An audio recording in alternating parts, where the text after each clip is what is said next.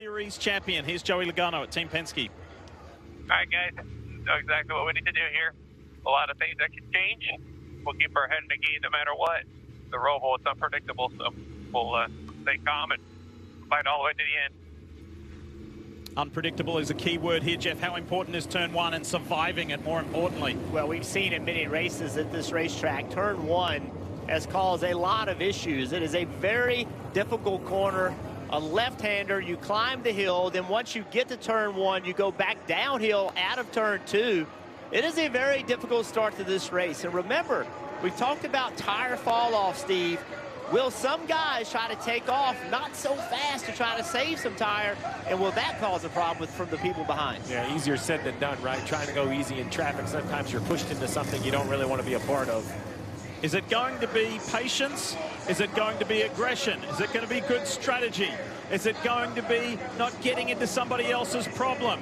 And who will go through to the round of 8? It's the Bank of America Roval 400. Great start, Tyler Reddick. Shane Van Gisbergen got a little squirrely, and it's Reddick who leads the field into turn one. Such a tricky section through here. It is a concrete canyon, and it's blind. You got to get through there safely, which everybody does, except Kyle Busch. Yeah, very big contact on the right side of the 8 car. He got shoved into that concrete barrier. He's got to pull away, but you see the damage to the right front. The corner nut pointed the right way, a broken toe link, so that's going to be major repairs, and any chance of victory gone for the 8. This 8 team, Kyle Busch, they've had enough of this year. You know, they just ready for it to end. Nothing has gone right. Yeah, crew chief change. Andy Street is taking over crew chiefing this car. The crew chief that Kyle has raced with is moving on next year, so they made the shift, and they didn't get but one set of corners to get it work together. The rest of the field, though, as you pointed out, Diff, clean through the entire infield. Now everybody's up on the banking. The first look at this high-speed backstretch chicane, 155 miles an hour on corner entry.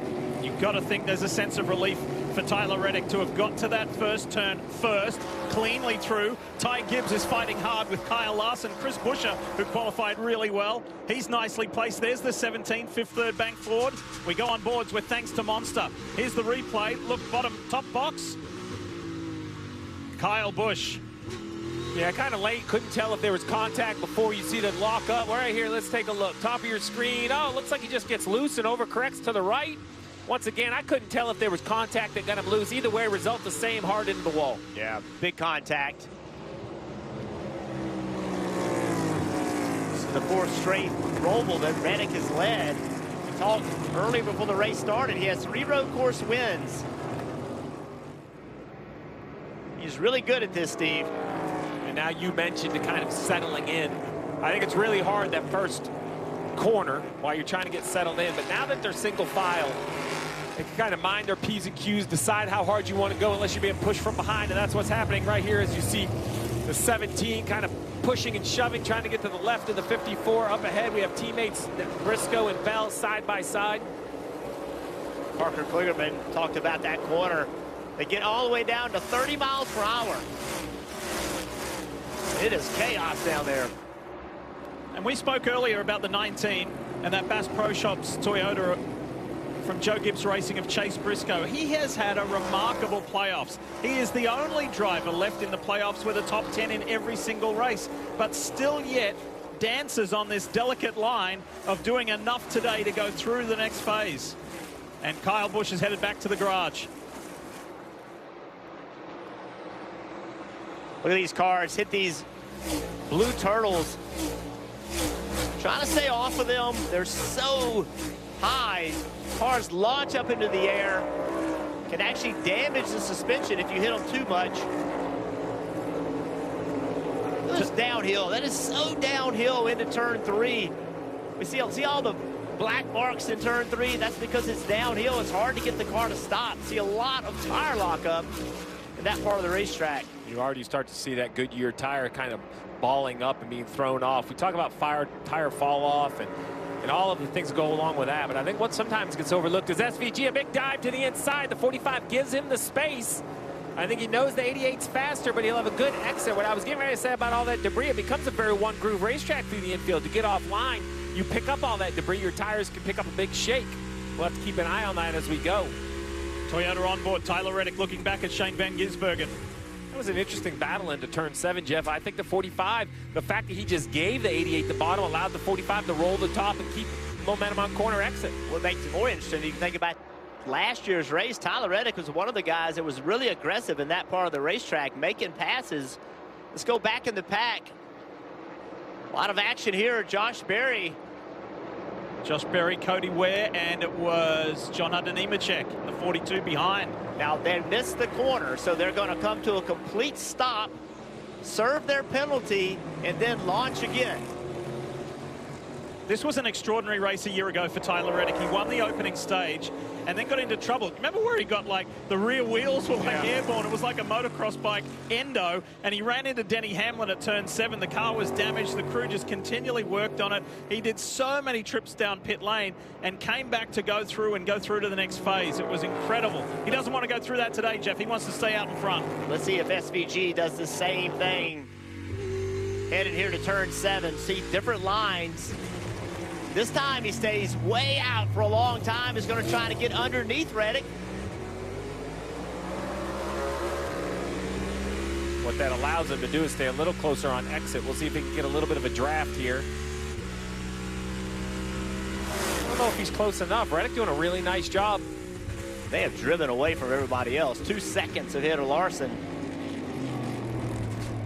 Oh, look at the run that Van Gisbergen's got. Much cleaner through that back straight chicane. And SVG is on the high side. And what looks like the outside now will instantly become the inside on the front stretch chicane. I think he is in the correct position.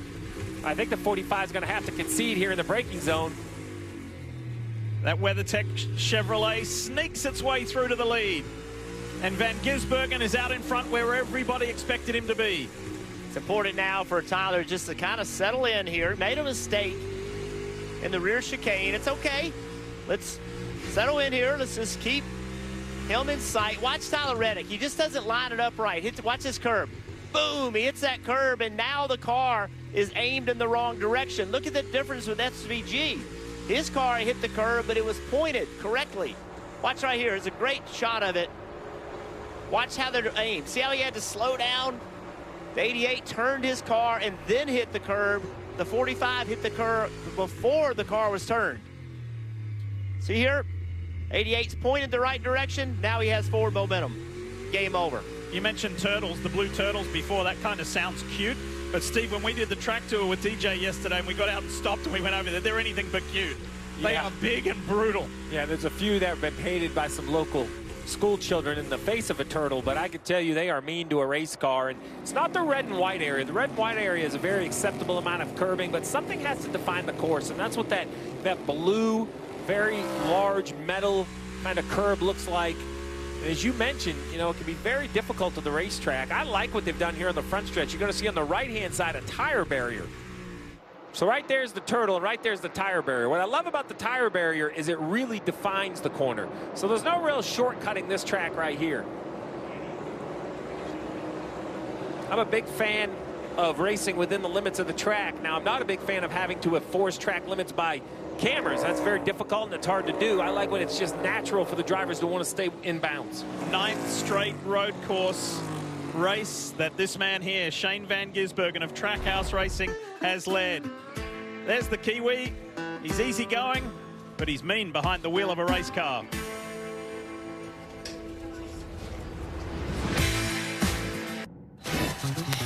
The final shot at the Championship 4 comes down to a track that's been here from day one. Martinsville. Close quarters, tight corners, and a fan experience that brings you so close to the action, all of the mayhem will be right at your fingertips. NASCAR Playoffs weekend at Martinsville Speedway. Yeah, baby. Let's go, fellas. Get your tickets now at martinsvillespeedway.com. NASCAR Cup Series playoffs continue here on USA from Charlotte, the Bank of America Roval 400, and there is racing all up and down the field. And a quick reminder for all NASCAR fans, you can scan the QR code or visit NASCAR.com/Ford Playoffs promo to enter your chance to win a 2025 Ford Bronco Heritage Edition or an epic Bronco off-rodeo experience. Don't wait, enter now, and good luck. Ty Gibbs trying to fend off Chris Buescher. That's for 4th place, and this has been going on for several laps now. Monster on board. Ty Gibbs, have a listen.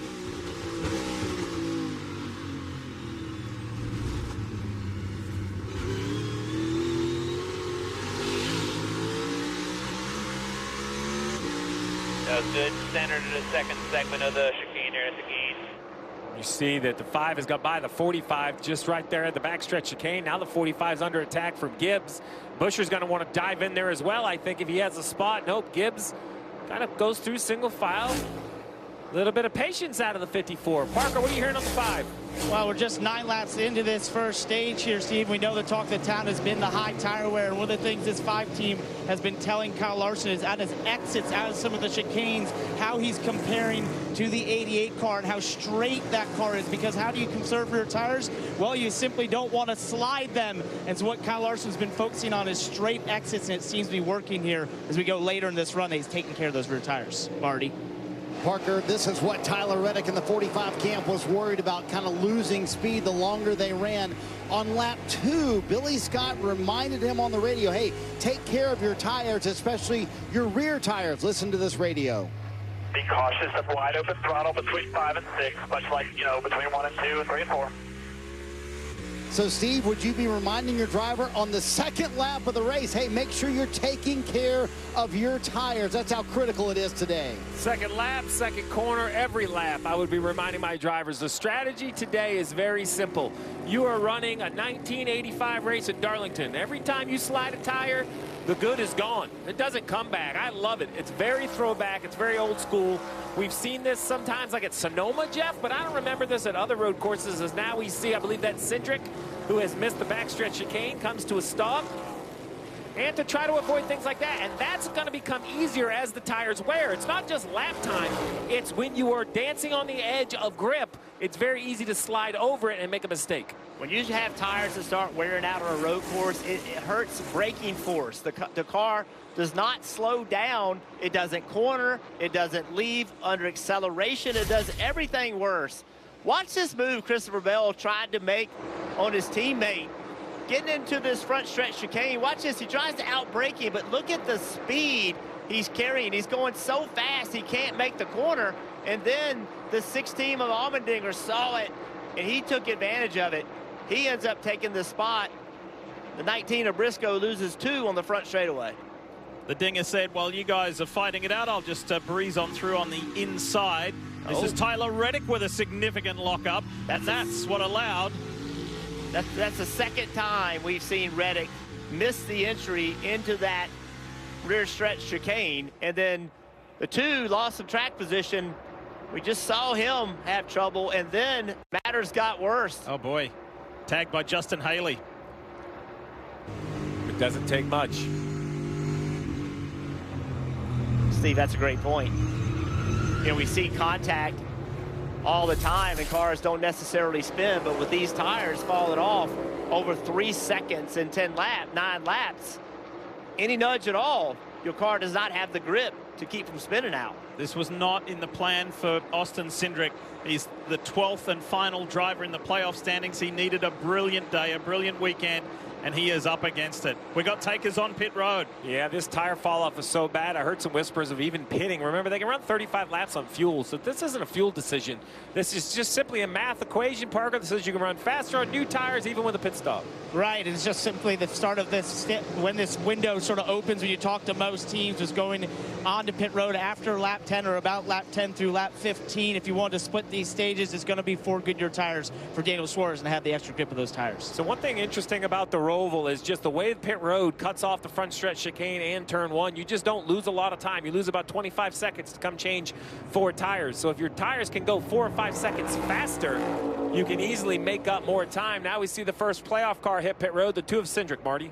He went from 17th to 36th for Austin Cindric after that backstretch chicane, and another problem for Cindric. There you see it again. That's why he kind of fell further back through the field. They're putting on scuffs here, Steve, not sticker tires for Austin Cindric. A little bit fresher tires, but not as good as sticker tires. Well, they only have basically 6 sets of stickers in their qualifiers in their pits. So if you know you're going to use every tire available, you might as well go ahead and just burn your qualifiers up, because here's Cindric back on the racetrack all by himself. He's about 25, 30 seconds in front of the leaders, about 30 seconds behind anybody else he's racing. He's kind of a little bit of no man's land. Pit road going to be very busy here. Here you go. A whole wave coming to pit road. You see Blaney, you're on board with Briscoe, who'll turn left, stop in service of his crew, Kim.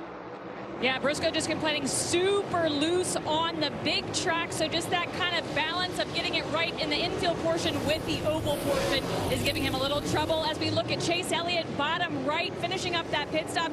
He's one of the drivers I haven't heard major complaints. He said it's respectable right now, Marty. Jim, when I talked to Jonathan Hassler, the crew chief for Ryan Blaney this morning, he said, one thing I can tell you, I'm glad we have advanced. We don't have to worry about the chaos today. Blaney said, actually, I feel like we're pretty good through the slow parts of the corner, kind of hung around the back half of the top 10, and a 3-way drag race there on pit road, Lee, as they head back out on the track. Ryan Blaney, Chase Briscoe, Chase Elliott.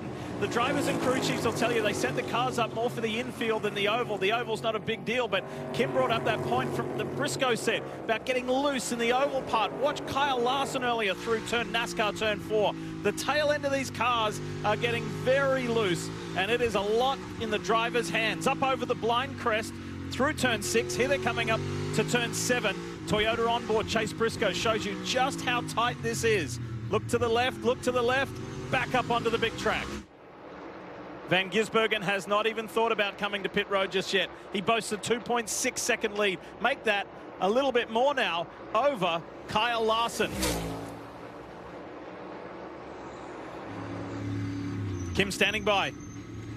Yeah, you see that Busch Light onboard from Ross Chastain early in the run, tight rolling all the corners compared to yesterday. Then the areas in turn 5 and 6, he was slipping the rears. At the end of this run, Parker, he said all 4 tires feel like balloons, just way overinflated.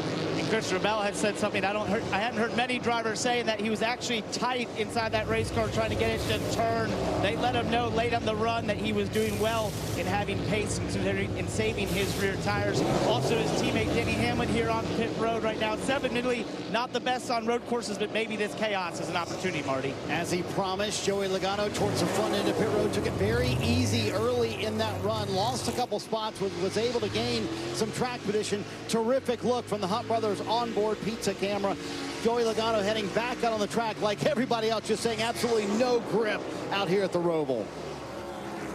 13 laps left to go in this opening stage. I think what's interesting right now, Steve, is how hard do you run these tires? Typically, you put new tires on, you just go run as fast as you can. Just don't worry about tire wear. But today, are you better off saving a little bit, not going out and laying a real fast lap time down, so over the course of the run, the average speed is better. Well, as you see on the bottom left, a penalty for John Hunter Nemechek, too fast entering pit road. The challenge for all these cars is Noah Gragson, the 4 that just passed, they have a huge tire advantage, but Noah's yet to pit, so you have to use some tire to kind of get by those guys. And I'll be honest, the advantage SVG has is he had such a great race car, I don't see why he needs to pit. The guys on new tires are barely running faster than the leader. So right now, I think SVG can just kind of stay out here in a Sunday cruise and wait till the stage ends. There's 12 drivers yet to come to pit road, and the race being led by more than 4.5 seconds by Shane Van Gisbergen over Kyle Larson, then Tyler Reddick, the pole sitter, is some 8 seconds adrift now of the race leader, and Buescher and Armendinger. Yes, Suarez, he just ran an 89 flat. That is only 1.3 seconds faster than SVG, Parker. As we look at Kyle Larson there exiting out of turn 7, something interesting down in his pit. His pit crew was on the wall with sticker tires, which we've seen a lot of these teams put on. But one option you have is your qualifying scuff set, basically. I saw them take the stickers off the wall and they put up the tires from qualifying, this scuff set here, possibly to utilize these at the end of this stage. I like that plan, Parker. I think just using them up early is the right way. We're hearing the 88 might come to pit road this time. Probably just afraid he's losing too much time. Jeff, you mentioned the lap time, right? It was about a second faster. So the 88 will come off the banking. onto pit road. The 5 as well, I'm sure will chase him off in the distance. There he is, the 5 of Larson. If you're the 88 and you have such a speed advantage, this is when you're basically chewing your nails. You do not want to make a mistake and give up track position with a penalty. Parker. And it's been really interesting listening to Kyle Larson's radio as Cliff Daniels has been giving him constant updates on how he compares to SVG and what SVG was even complaining about in terms of his rear tires, and telling him he's been doing a good job in keeping the rear tires on this car, Marty. Just like Larson, SVG coming down pit road on the same lap, also going to go with scuffed tires as well. A little bit longer on the left rear there. They debated on running this all the way until about lap 23, but SVG just said there's absolutely no rear grip left in the 88, so he heads back out on the track. 88 should easily be the first car to have pitted. There's the 5. He's going to be racing this 54 right here of Gibbs, who pitted a couple laps ago. So you see what 2 laps on fresher tires did for Ty Gibbs. He closed right up to the rear bumper of the 5 of Larson. Now you would imagine the new tires is going to help the 5. Buscher remained on the racetrack with Reddick, Wallace, Kozlowski, Zane Smith all yet to pit. So the top 5 cars may be trying to nurse these tires all the way to the finish, save a set of tires. Let's just see what they have to do. We still have 11 laps to go in the first stage. Good opening stage by this driver here, Ty Gibbs in the 54 Monster Camry. Put the heavier items on the bottom. The Gazoo Racing break it down for you. NASCAR is a bracket system with eliminations at 16, 12, 8, and 4. How to advance, win races, or survive the cut. Outlast the pack, finish first among the championship 4, and you're doing donuts in victory lane. And trust me, Toyota's ready for victory lane. Now you're up to speed. You in? There is some wild racing going on here in the Bank of America Roval 400.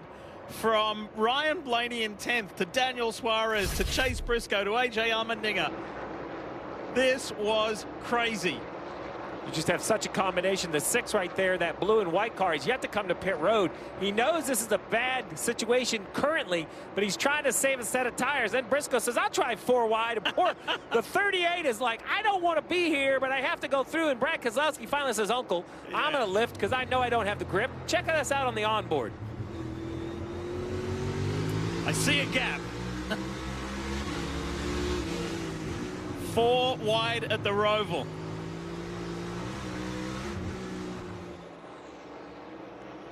This isn't going to work. You said it, Steve, though. Just a difference in pace between new tires and older tires.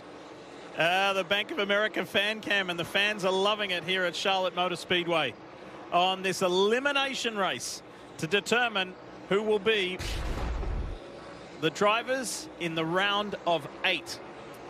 Chris, yeah, sorry, Diff. I was going to say, Busch is yet to pit, right? Reddick's second. Yeah. So Buscher has 8 seconds over SVG. SVG's running about 4 seconds a lap faster on the fresher tires. So I think there's really 2 choices, Kim. These guys can either pit with 3 laps to go, or they could run all the way to the end of the stage. What are you hearing? Yeah, after that kind of green flag cycle, they came on the radio and told Chris Buescher that this play that they're seeing other teams do, they don't think is really any faster. So they told him, manage the tires as much as you can, because if we can run it out, it should put us in a really good spot with an extra set of tires. So I think they're intending to go through the end of the stage for the 17. Kim, I'm going to call them half right. I love the idea of saving an extra set of tires. I think they're dead on. But I do think pitting is faster, because I think when traffic gets to them, Jeff, they're going to be pushed offline, and I think they're going to lose a lot of spots really, really quick. For sure, this 88's coming through. 45 of Reddick also on old tires, so let's ride on board with the 45 instantly. Look how much better the fresher tires for the 88, really no defense. I think it's really how efficiently you can get past. Is that really a thing? Like, that sounds silly, Jeff, but I think if you can just do it without getting offline and getting stuff on your tires. Where you get past is really important. If you get past, say you get on the outside here, you see all the tire rubber that's built up on the racetrack, you can lose 4 or 5 seconds. So if you can help, you're just trying to make the best average lap time you can if you're Tyler Reddick and you're Chris Buescher. So kind of letting those guys by at the right time is actually better for you. Marty? Lee, what's the plan for the 45 team and Tyler Reddick? Listen in. Doing fine here. A lot of guys are breaking this up. It's going to definitely up on tires, so we'll just stick to our plan right now. So Billy Scott agrees with Scott Graves in saying, hey, I think this is going to put us at a tire advantage later. But you saw one problem, Steve. That's the fact that SVG was literally 4.5 seconds, now 5 seconds faster than Tyler Reddick. The other problem is when they line up to start stage 2, they're planning on flipping the stage here for the 45 team. When they line up to start stage 2, they'll have a couple laps on those tires with brand new stickers lining up behind them. That's the issue with the 45 strategy. We'll see how it plays out, but they are trying to save a set of tires for later as more cars go by Tyler Reddick. Yeah, we're just going to have to see what they do, whether they decide to pit with 3 to go or run the stage out. Reddick doing a really nice job of kind of holding his line, forcing the others to get offline. You see the back of that car dancing around, really very little rear grip. Remember, what they're banking on is that they will have an extra set of tires, right? That's right. They have one pathway to make the next round of playoffs for this car, and that's to win the race, right? So they're going to give up some track position and hope they get a chaotic race where a lot of people are having to pit, put new tires on. And we can see if you have new tires, it's a big advantage. So willing to give up some now to potentially have an advantage later. Hopefully have something later. 5.5 laps to go in this opening stage of the Bank of America Roval 400. Here comes SVG on Chris Buescher. Van Gisbergen's already been down pit road, already got some fresh tires on. And that WeatherTech Chevrolet for Trackhouse is back in the lead again. Is it going the way you thought it was going to go? Many would say yes, maybe some no. A long way to go.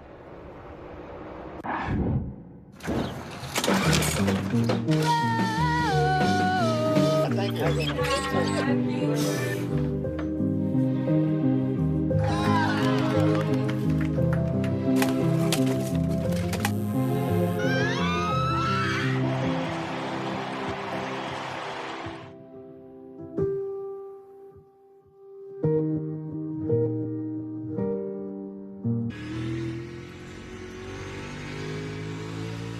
This race is being brought to you by Bank of America. What would you like the power to do?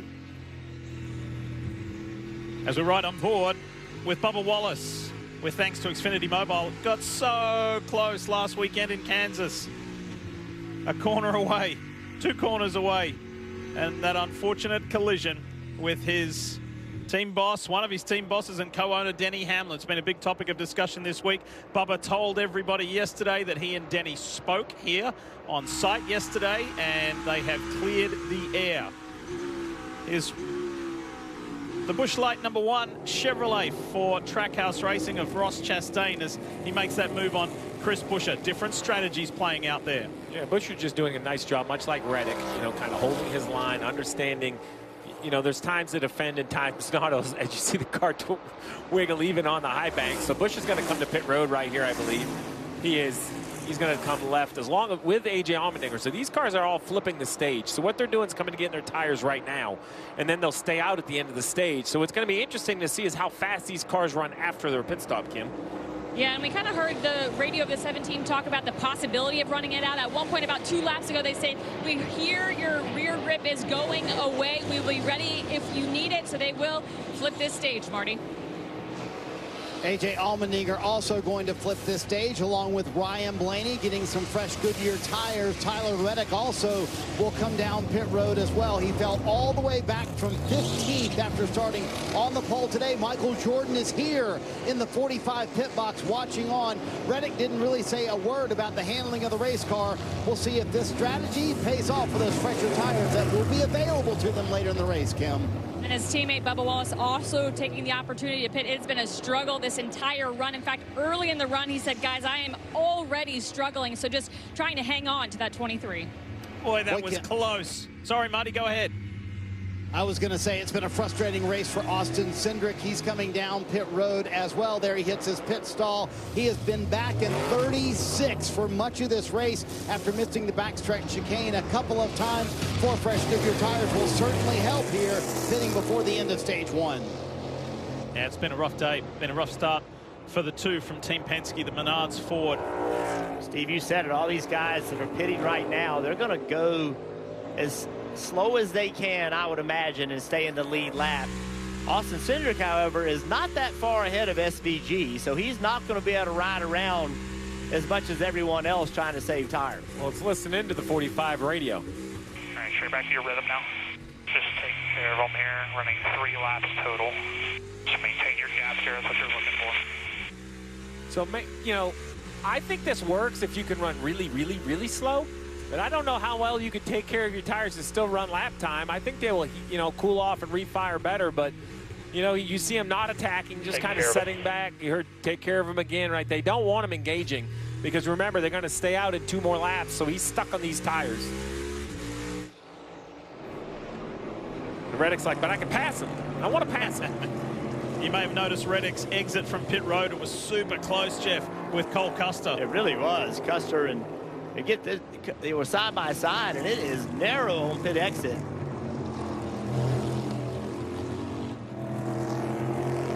The other thing that we started to learn about tire wear is also it happens under braking.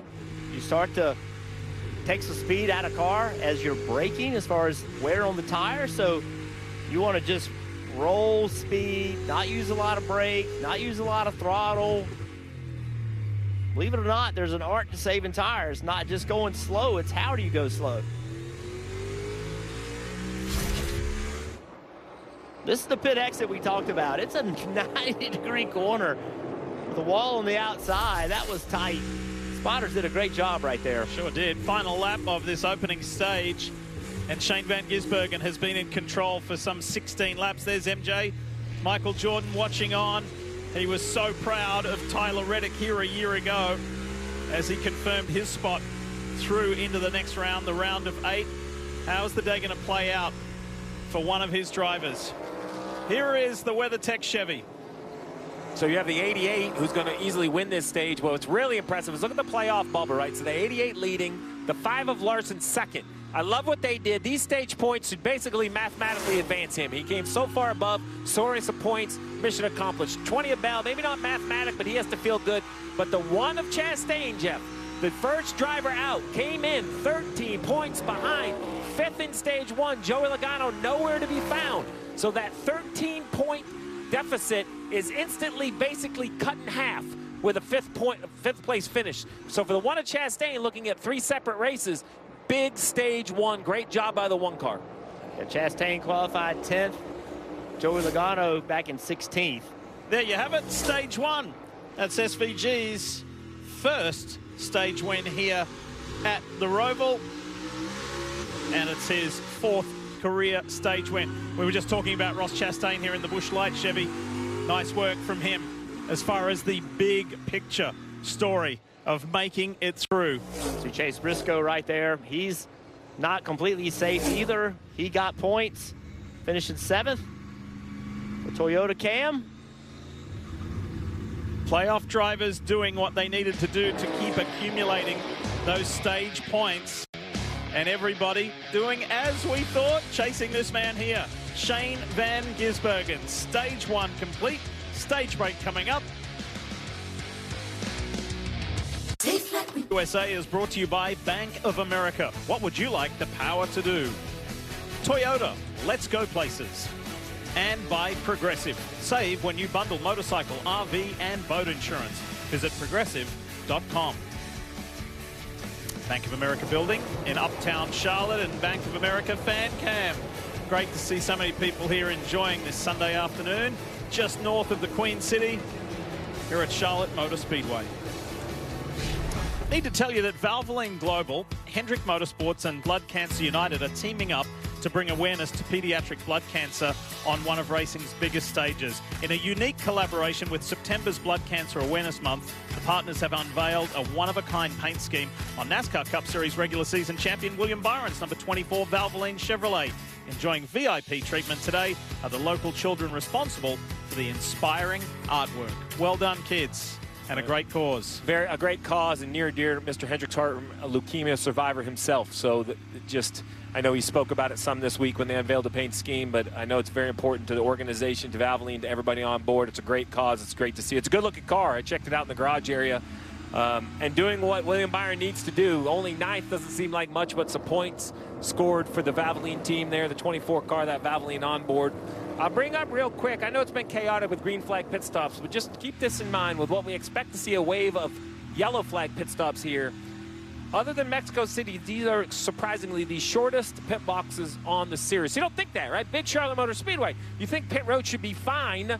Well, keep in mind, they're very, very small, so these crew chiefs have got to be very clear with their drivers. Remember, Bell, race 1 at Darlington, pulling out, smashed the nose of his race car. So guys like Paul Wolf right here, they're going to have to be very clear with their intentions to get their drivers in and out of the pit box. How about Chase Briscoe, Kim? Yeah, lots of drivers complaining about cars, including Chase Briscoe. Needs lateral grip, but he's got another complaint. Take a listen. I don't know if we have, I definitely need a cold water with a hole in the top. And I don't know if you guys have anything like nausea medicine, something I can take.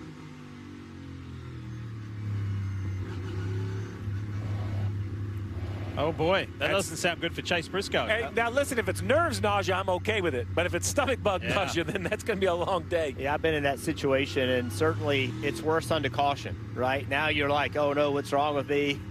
Do I have a major problem here, right? You're thinking about it.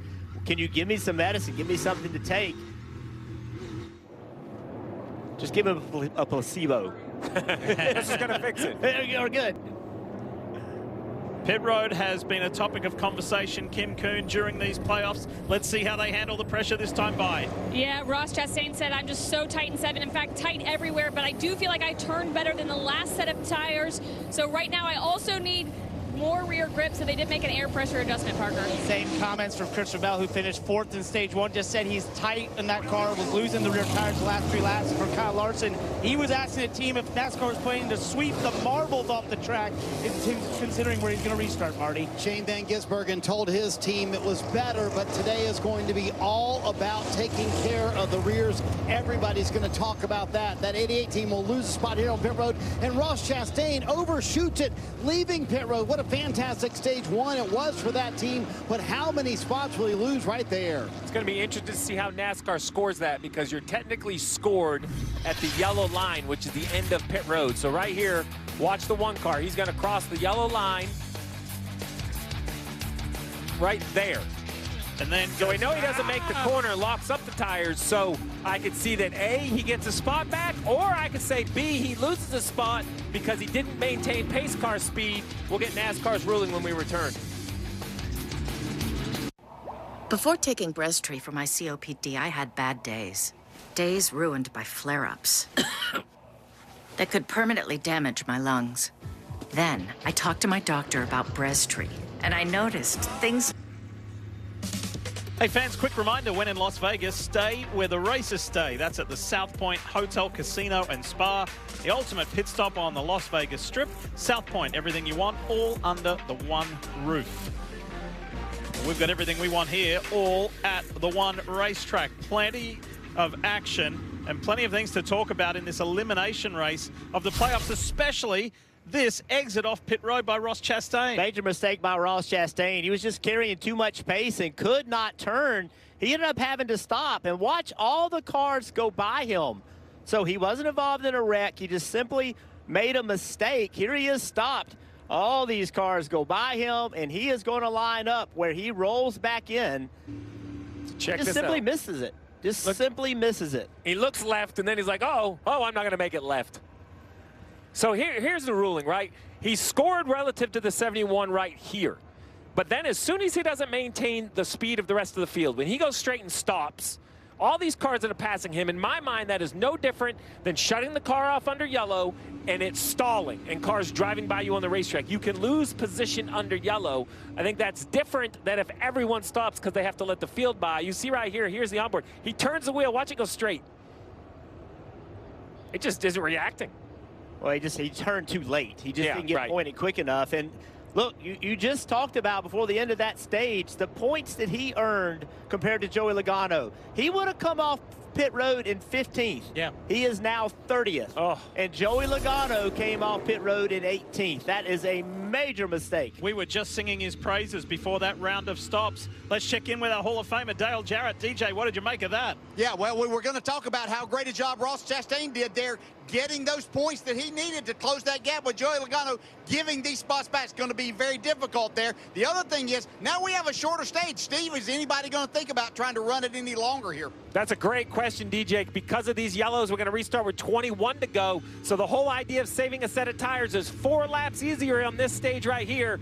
Although I don't... Chris Buescher. SVG's restarting about 12th place. He's the first car on new tires. Larson actually beat him off pit road. So actually Larson, SVG side by side. Here we go, back to action. Great start, AJ Allmendinger. And look at Ryan Blaney in the 12 around the outside. That was brilliant. Here comes Van Gisbergen on the inside. Contact with he and Larson. That Valvoline race off pit road was brilliant by the 5 team. But now Trackhouse responds in the form of SVG. They're in the midst of the pack, though. Different strategies at play. 3 wide through there as Austin Cindric gets shuffled out. And Larson doing a nice job of letting the 88, either by choice or by design, kind of punch his way through this 88. Watch right here, that white car, middle of the screen. There's no way he doesn't think another position into this hairpin. There you go, to the outside, rolling the top. The 5 rolls to the bottom. The 88's got to pass the 41 on the outside. Probably has enough tire to out-accelerate the 41, and instantly will look up the road at the 48 on the backstretch. Van Gisbergen got nailed there last year by Carson Hocevar with just 48 laps to go, and he will have learned a lot from that maiden experience in Cup Series racing here at the Roval as he picks his way through traffic. And this is where SVG's so good, is that his momentum can go from back to front so quick, right, Jeff? Like, he backed the corner up to be on offense. That's 6 or 7 spots in just a lap, and it's working, gapping to the 5. Well, Larson was right behind him. Now there's 2 cars in between him. We saw this the first year we ever saw him run it at Chicago Street Course. He passed people in corners that I didn't believe were passing zones. He proved us wrong. Look at this mess. I don't know if that's a passing zone or a fighting zone. All of the above. And Chastain's right back here in the middle of it. His life just became way more difficult because of that problem on pit road. The 42 car, John Hunter Nemechek, you see him. Look at this. And Briscoe not feeling well. And he's going to be on the outside now, the inside of Chastain. The outside's an advantage leaving that corner. Chastain giving him no room. The team were able to get Chase Briscoe an ice pack, which he put in under his race suit and just on his chest, and then zip the race suit back up again. By the way, we've reached a stage of this race, and with points accumulation already, that Kyle Larson has clinched his way into the round of 8.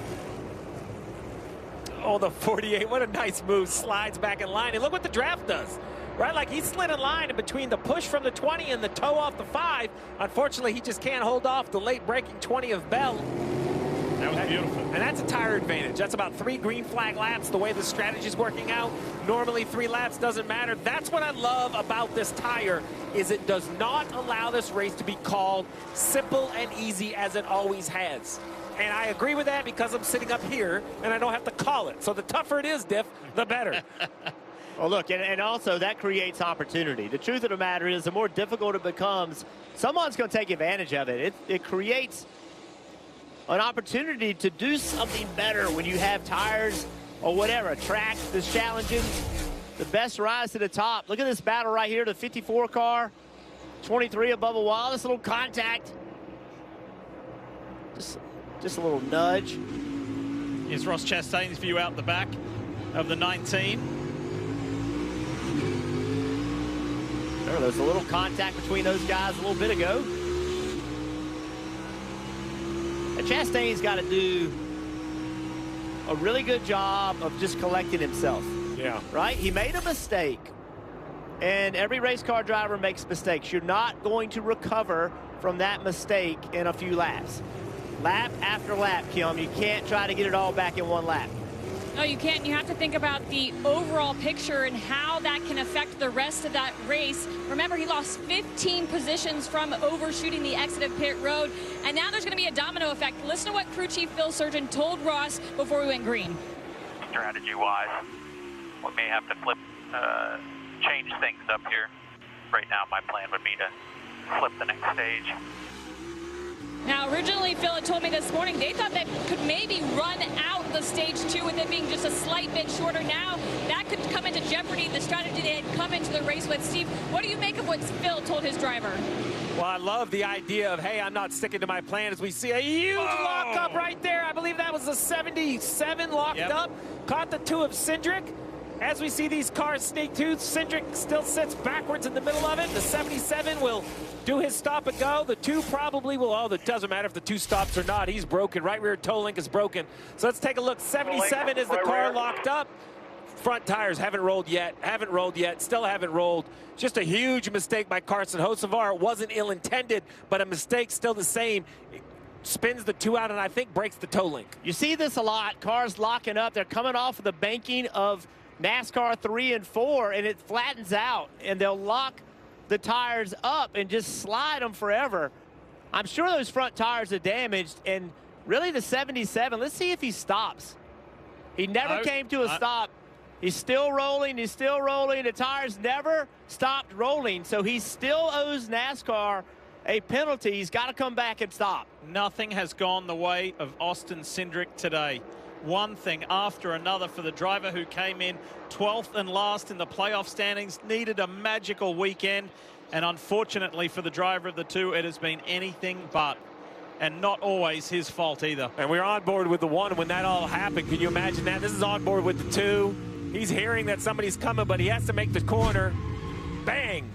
And just like that, blindsided, nothing the 2 could do. You said it, Jeff. Nothing's gone right for the 2. Back to the conversation, the 1 at Chastain. What I was going to say is up the road, as you get through this smoke and your heart starts to settle, you know, the 22, Joey Logano, your target of the day, is only 4 cars up the road, Jeff. So I think you could try to do something to watch this on board with Hocevar.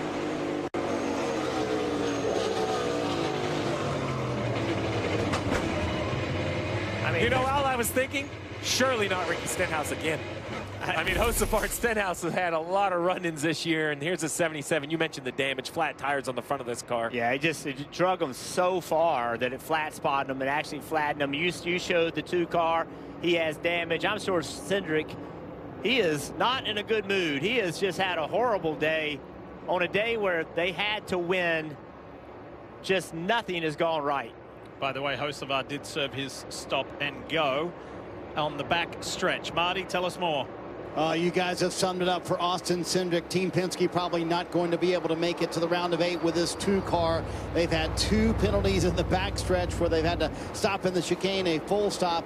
Austin did tell Brian Wilson it's a clean break of the right rear toe link. They're going to pit now to service that toe link, then go around the track, come back down pit road for fresh tires. But you can see the leaders flashing by Austin Cindric right now as he sits in 35th with the playoff hopes dashed here at the Roval. Yeah, came in at 48 below, Diff, so it was a win or nothing. No chance of winning for the 2 car.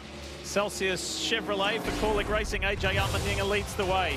It's over for Austin Cindric. There's still hopes for Tyler Reddick. It's looking tough for Bubba Wallace. Ross Chastain, can he recover? Logano is above the cut line at the moment. The ill-feeling Chase Briscoe. And for these guys, the story's looking a whole lot better. They're focusing forward to the round of 8. Continue here on USA, the Bank of America Roval 400, and there's the Bank of America fan cam. They're loving it,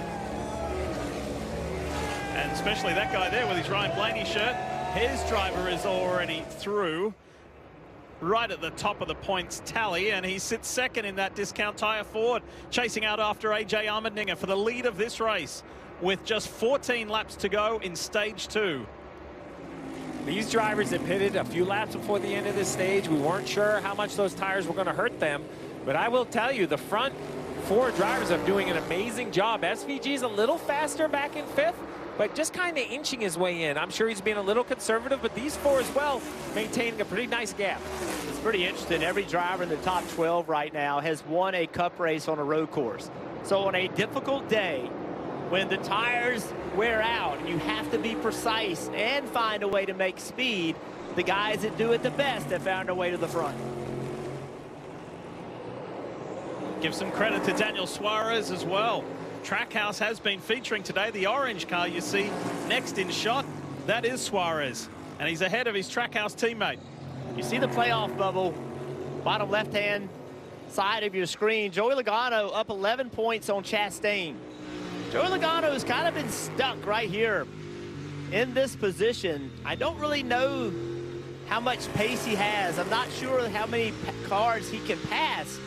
And I do believe that Chastain from behind is a faster car. And I think Chastain has an opportunity to make up spots. So currently, 11 points is all that separates them. We have a stage break coming in 13 laps and then a long run to the end. Joey Logano is nowhere near safe to make the next round of the playoffs. I think a big deciding factor is going to be these last 13 laps in this stage, right? Is there a way that Logano or Chastain can find their way with strategy and with people pitting inside the top 10 to score points? That, to me, is the real trick. Well, Chastain has made up, after making that pit lane error, has made up 10 positions since the restart. Here comes Ryan Blaney. He's coming to pit road with 13 to go. It'll be 12 when Allmendinger crosses the line. And I think it's going to be a busy pit lane. I think everyone that pitted in the middle of stage 1 and liked that call is going to do the same thing again. So you see right there the 9 of Chase Elliott. I believe that's Bubba Wallace in the white car. Custer, Logano. So there you go if you're Chastain. Logano has made his decision. Maybe you could go to the opposite strategy, Kim. Yeah, Chase Elliott bottom right again. No major complaints again. Would like some more grip, so no big adjustments for Chase. 4 fresh tires, Sunoco fuel, Marty. Give an interesting move here for Ryan Blaney, and also at the very front of pit road, Tyler Reddick. These were teams that went to the flip point in stage 1, just 3 laps before the end of that stage. They split stage 2. We'll see if that helps him out. Joey Logano trying to cling to those 11 points Jeff mentioned a moment ago. Everyone, same story, struggling for rear grip, especially as long as they run, but coming here halfway through stage 2. So instantly you'll see what happens. Now Chastain is plus 10 on Logano. Now Logano's just left pit road, but to Jeff's point, that's how quickly they move, right? In the middle of these cycles, you can give up 20 points coming to pit road. So it's going to be interesting to see how this all cycles out. I'm interested to see what the one car does now. Like, what's their strategy? Are they going to try to stay on track? Can they steal stage points? I think it would be difficult for them to do as far back as they were. That's the problem. Yeah, do they ride around here for a few laps and kind of see what happens in front of them? I mean, they're 16 seconds behind the leader, so I think the leaders can put on new tires and then pass the one again. Right. But could you finish 7th or 8th or 9th and just get a few points? Now, Chastain at this moment is one of the faster cars on the racetrack. Looking at a couple of Watkins Glen winners here in the top box on screen with AJ Allmendinger and Chris Buescher. And Allmendinger's car is moving around a lot. He's got his hands full in that Celsius Chevy. And Buescher is on the attack. These two pitted at exactly the same time on lap 22. This is a straight-up fair fight here between these guys. I think it's important to note also that SVG hasn't run them down. You know, we thought on newer tires, Shane could just get through the field and get to him, but there he is. He's getting there, but it has taken this entire time to get this close. I would say that being down in Mexico City and covering that race, his patience on tires was quite just unbelievable. And I think that you see that lower, straighter exit as well. So I do think he knows how to manage tires. That's a really cool shot. It's so good. Just completely different ideas on how to get to the banking.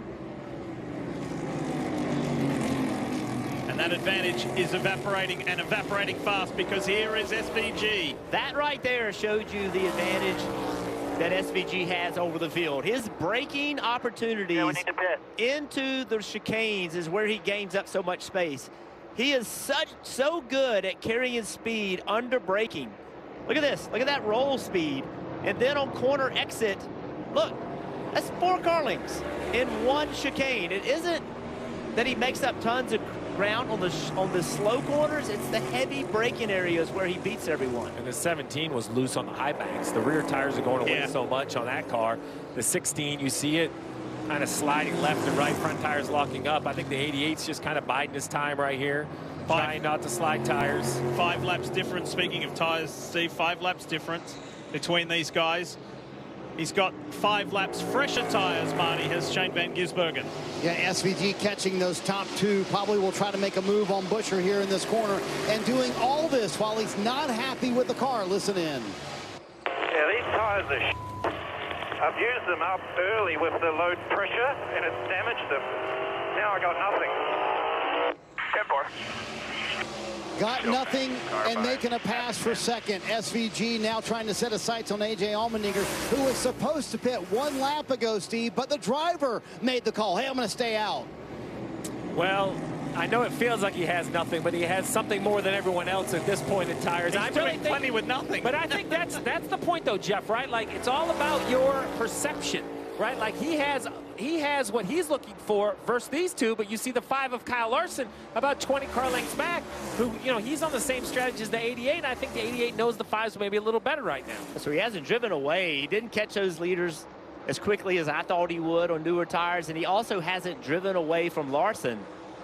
Here comes Allmendinger on pit road. Marty standing by.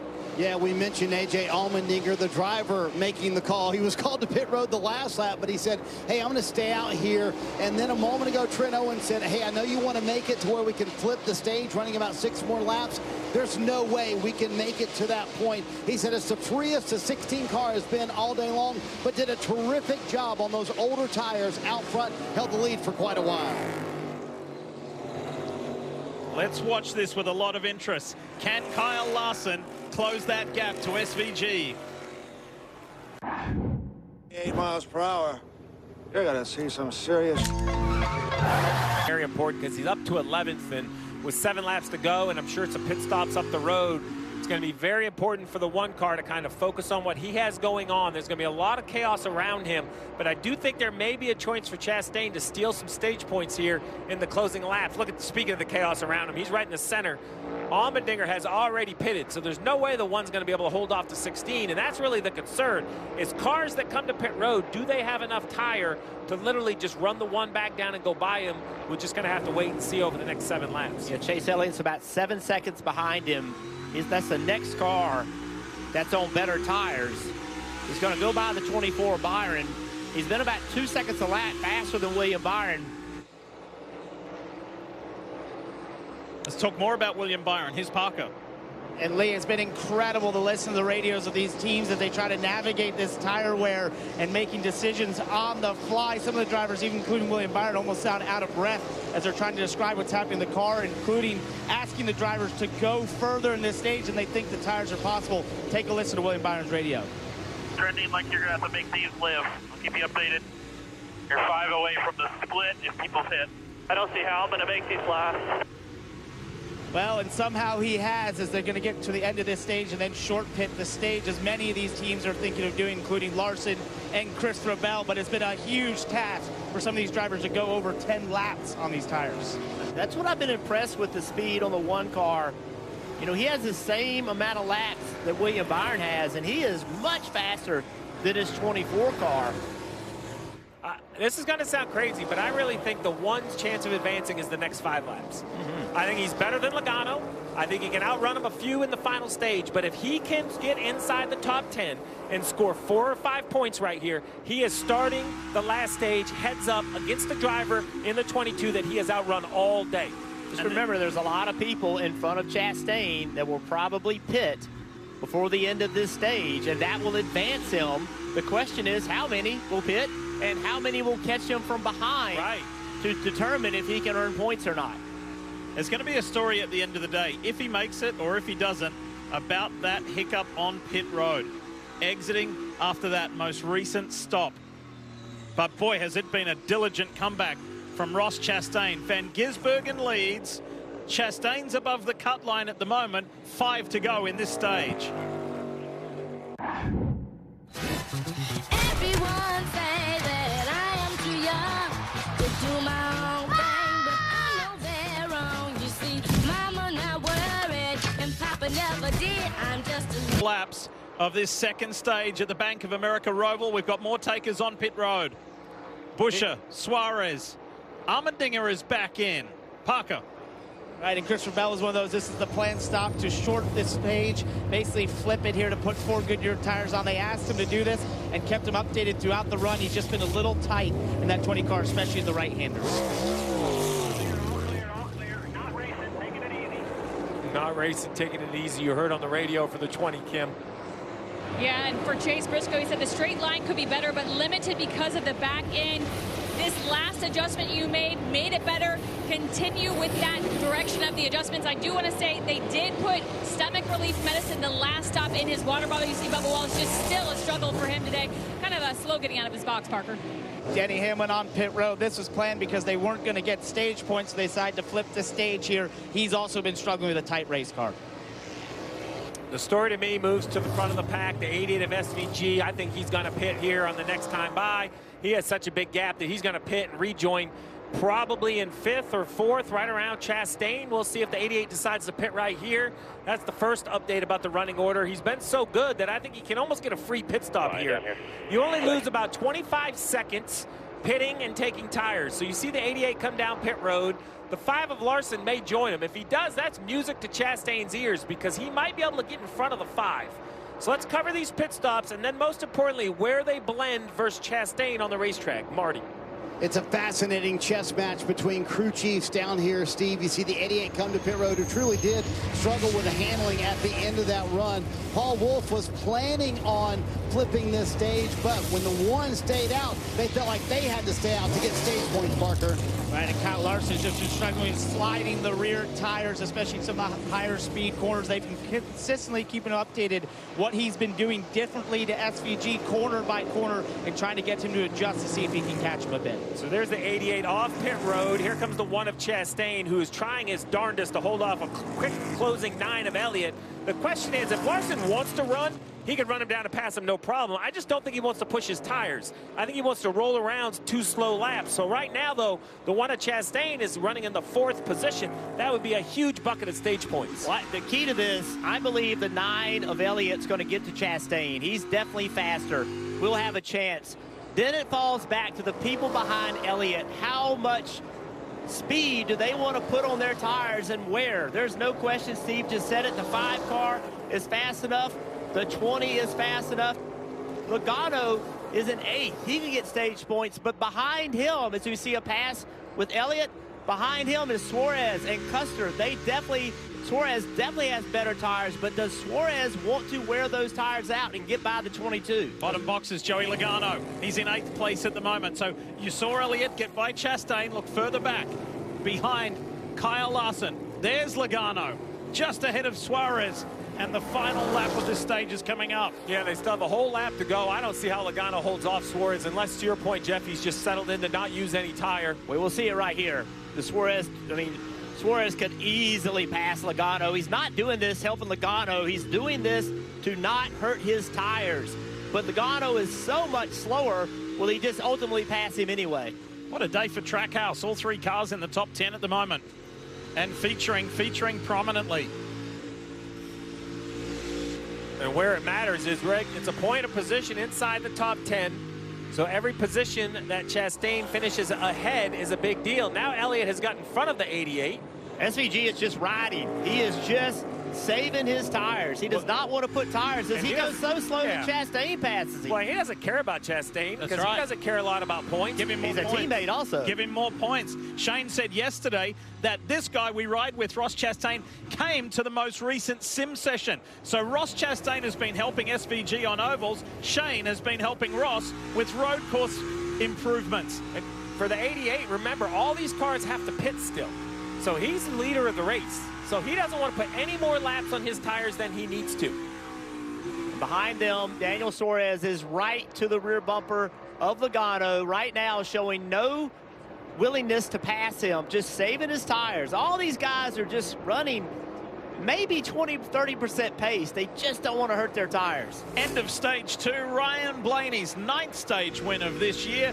Tied for the most with Kyle Larson. Nice work, but that doesn't matter a whole lot to him. Well, it does for the points. Certainly accumulation going into the round of 8, but on the day, yep, good to be up there, but this is where the scrap has been. And Ross Chastain gets 7 points for finishing 4th in that stage after a mistake on pit road.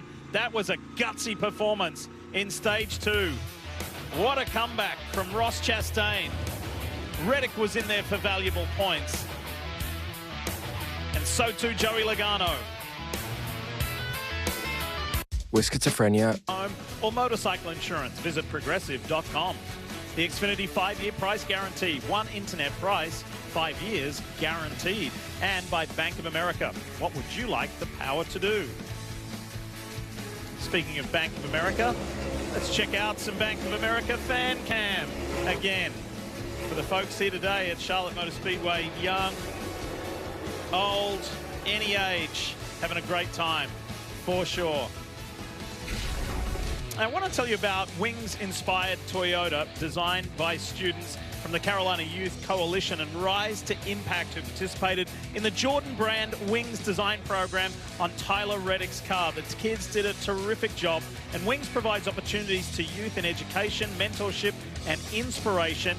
The Wings initiative is responsible for over 4,000 scholarships awarded, 36 internships. Over 1,400 students have completed the design program. So thanks to Nike and Michael Jordan and everybody involved. And on the back quarter panel of that car, you see, yes, NBA on NBC. It returns with the first game, Houston Rockets at defending champion Oklahoma City Thunder, October 21st. And also the All-Star game is on NBC February 15th. From LA. So a lot to look forward to. I was on the grid after driver introductions, and all those guys were around that car, and Tyler started walking to it. They all started chanting, Tyler, Tyler. I mean, it was fun. Tyler liked it. He was giving the fist pumps. A lot of energy. Good time. Let's give you a Toyota driver update, and we mentioned this for Kyle Larson a little earlier in the race. At this phase of the race, with the amount of points that have been accumulated, well, in addition to Larson, add Christopher Bell's name to that list, confirming his advancement to the round of 8 on points. We're going to have a round of pit stops here, and the field will be reset, and then we're going to give you a really good snapshot of where everybody stands currently. Hamlin and Byron, even though maybe not having the best days, still doing what they need to do for points. But I think it's going to be an absolute slugfest between the 1 of Chastain, the 22 of Logano, and the 19 of Briscoe. And remember, that's not calculating in a new winner. Reddick hanging out around the front of this field. If he can get back up there and compete with SVG, it could really throw everything upside down. Kim Kuhn standing by. And what the one team did in that stage is a perfect example of needing to be nimble with your strategy calls in a race like that. Ross said it felt more neutral on the front end, but the right rear, he said, is absolutely gone. Chase Elliott said that was pretty good middle ground on how the car felt. We're in a good spot. Marty? Jonathan Asser told me this morning, if we can get a playoff point, we absolutely will take advantage of that. Remember, they've already advanced to the round of 8. Longer stop here for the 12 of Blaney. He'll certainly lose some track position there. Meanwhile, Tyler Reddick, 9 critical stage points for the 45, and they take advantage of that first stall on pit road to win the race off pit road. Of those who pitted, he said, I pushed it way too hard, too early. I'll do a better job on this run. Valvoline race off pit road. Great work from 2311 and Tyler Reddick at the 45 team. So too Chastain and Logano behind Chase Elliott. COPD is an ugly reality. Do you have his medical history? I watch as this world just keeps getting smaller. But then, Trelegy helped us see things a little differently. With 3 medicines and 1 inhaler, Trelegy keeps airways open for a full 24 hours and prevents future flare-ups. Once daily Trelegy also improves lung function, so he can breathe more freely all day and night. Trelegy won't replace a rescue inhaler for sudden breathing problems. It is Elimination Sunday here at the Charlotte Roval for the NASCAR Cup Series, and it's time to reveal who made the cut in the NASCAR Powerball playoff. Congratulations to these 8 lottery players that are now locked in for the chance to win $1 million at NASCAR Championship Weekend in Phoenix. Experience NASCAR as a Powerball VIP like Patricia Hockaday, the semifinalist from the North Carolina Education Lottery. Today, Patricia got exclusive access to the Cup Series garage and met the driver of the Wood Brothers number 21 car, Josh Berry. Want to experience racing like this? Follow your local lottery. Powerball, the official lottery game of NASCAR. Congrats to those 8 people. Still with a chance to win the big bucks. I want to show you something from just a moment ago that affected Ryan Blaney and the 12 team. Clean on the right side on the way up. You're going to see the tires get hung. A little bit of a bobble on the right rear, right there with the hang. You saw the late index, so that means the tire wasn't tight. Heads up work by the jack man. You never want to do this twice, but it could have been much worse. He comes over, jacks the car to tighten the right rear. effectively, but that's the slow stop on the 12 car.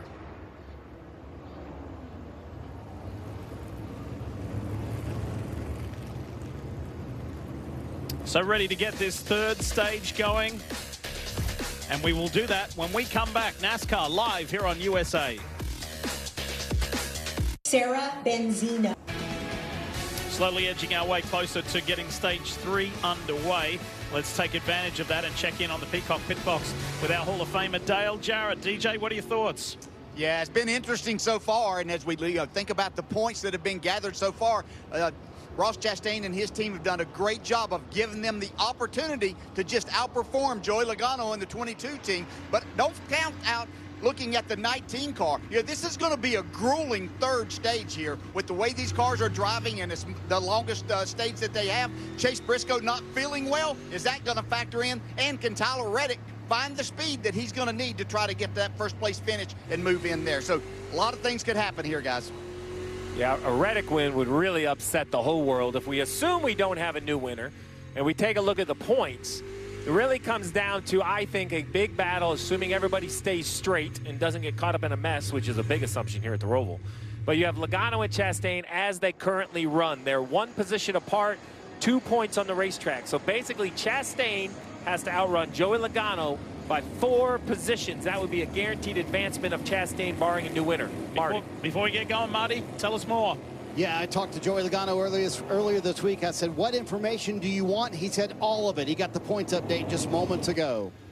You said, and I got to finish with the 2 spots that are won? Yeah, we have the tiebreaker on the 1. Yeah, so like right now as we run, I'm showing you 2 points ahead of the 1, 20 points behind the 19.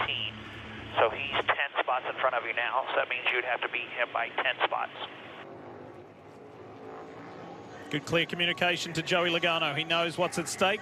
He knows who he's racing. He knows the point scenario. He said yesterday he wants to know everything about the people he is racing to advance himself to the round of 8. Echo Park Automotive restart zone. Van Gisbergen's on it. Larson sideways. Suarez is in the mix in the 99. And so too Christopher Bell. Look at Larson block Suarez.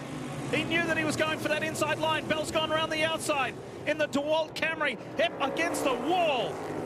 This is a frantic restart, and Van Gisbergen's like, I'm out of here. Look at this mess. On board with Joey Logano. He sees that 1 car, Chastain, getting away from him. He knows what he has to do. He can see the guy he's racing. Chastain's picking up spots, and Logano's under attack. Look at how jammed this is into turn 7. Into the hairpin. Look at Chastain. He made it 3 wide on the very outside. And look at the spots he gained by doing it.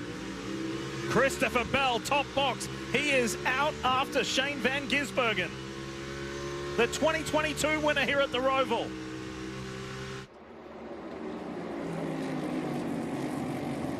Steve, there are several lining up for SVG. This is not the Kiwis race and another road victory just yet. The big challenge now is the cat and mouse game of how hard you want to run. When do you come to pit road? This final stage, so much longer than anything we've seen. We're coming by to basically 53 laps to go in this race, which is forever. You can run 35 on fuel, but all day we've seen 15 to 20 laps on tires really make a difference. So every crew chief is going to have a different strategy, and execution is going to be key of that strategy. And look at the playoff bubble on your left-hand side of the screen. That restart, Chastain now is 1 point ahead of Logano. Can you believe where we are a year after Joey Logano left here, went home with his family, thinking I'm out of the round of 8, only for Alex Bowman to be disqualified post-race as we ride with Ross Chastain, the bush light on board. Joey said, I was at home having dinner when the phone rang and I found out that Bowman was DQ'd and we were in and we had a chance. Then he went on to Vegas and won the next race and went straight through the Championship 4 and won his 3rd NASCAR Cup Series title. It was all the whole complexion of his year changed at this race, and the same is on the line here again 1 year later at the Roval for the driver of the 22. There's a 20 of Bell underneath SVG.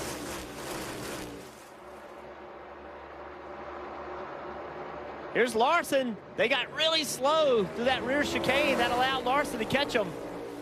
Whoa! Was there almost contact? There was contact between Bell and Van Gisbergen. And Bell says, I'm coming through. But Van Gisbergen will have the preferred line here into the front chicane. In stage 3, and the gloves are off.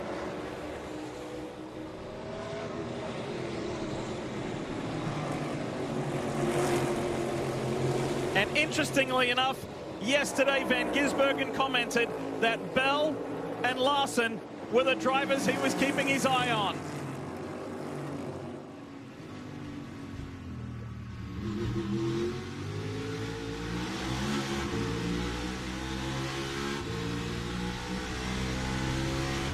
Bell was all the way on the apron of the racetrack. It just couldn't hold it down there. Had to lift. Larson got into the back of him.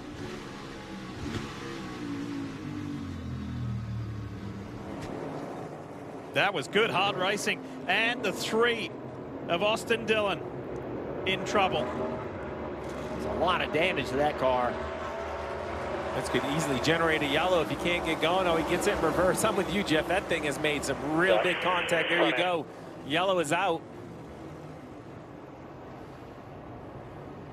That's exiting turn 5 and up and over the crest, heading to 6.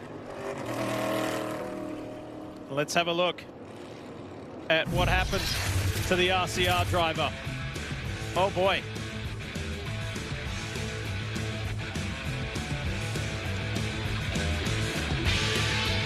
Safe Light Repair, Safe Light Repair. The Xfinity fastest laps, and the man we ride with, Tyler Reddick from 23:11, posted that quickest lap nice and early on in this race here at the Charlotte Roval.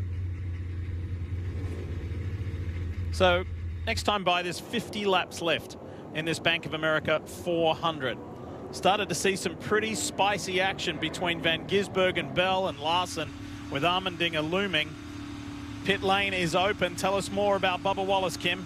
Yeah, Charles Knight told me this morning their main goal at a minimum was to stay in touch and in contention all day. They really haven't been a factor, so trying something different here, taking fresh tires. Bubba saying the car is getting tighter and tighter as we go, Parker. Similar case here for William Byron, who's really struggled to keep the tires on that car, especially under braking and acceleration. So just trying to try a different strategy here by coming down pit road.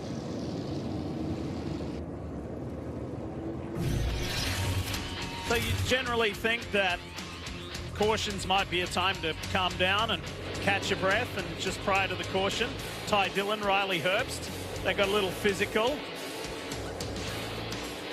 And Riley Herbst kind of took exception to that treatment, so watch this. Jeff, what do you make of it? Yeah, Riley Herbst is mad. Felt like he gave everybody room. He's mad at Ty Dillon, so he's going to pull up here and let him know it. Going to turn left, hit him, and flatten his own left front tire.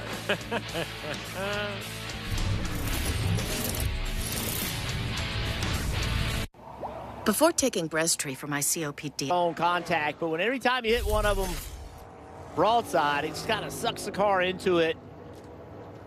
They're great for, you know, if you hang a throttle or brakes fail or something like that. So this section of the track here, folks, it is so difficult, and TV doesn't do it justice. Cars coming from your right to the left, when they're cresting that hill, it is absolutely blind. I mean, Jeff, from a driver's standpoint, where is your reference point? Because when we went around the track with DJ, you're like looking into the stands. You have no idea where turn 6 is. Well, a lot of times when you have elevation changes like this, and then there's a braking zone right after it, there's many times a bridge or a marker or something that you can line yourself up. Here it's nothing. Yeah. And you just have to line yourself up off the paint at right where you are. Normally a driver likes to look way ahead, but you can't up this hill. You have to just pick your left side mark. This is where I want to be, and then you start braking. Look at the tire marks. Yeah. Uphill into the braking zone. That's what makes this corner so difficult. If you've never been to Charlotte Motor Speedway and on TV, if it looks like the big track around the outside and it's just a perfectly flat infield, Stevie, it is anything but. Anything but for sure, and that blind corner couldn't be more difficult just because what's on the other side of it, that turn 6 and then that chicane. And I'll just bring the viewers' attention to the left-hand side. Chastain and Logano a point apart.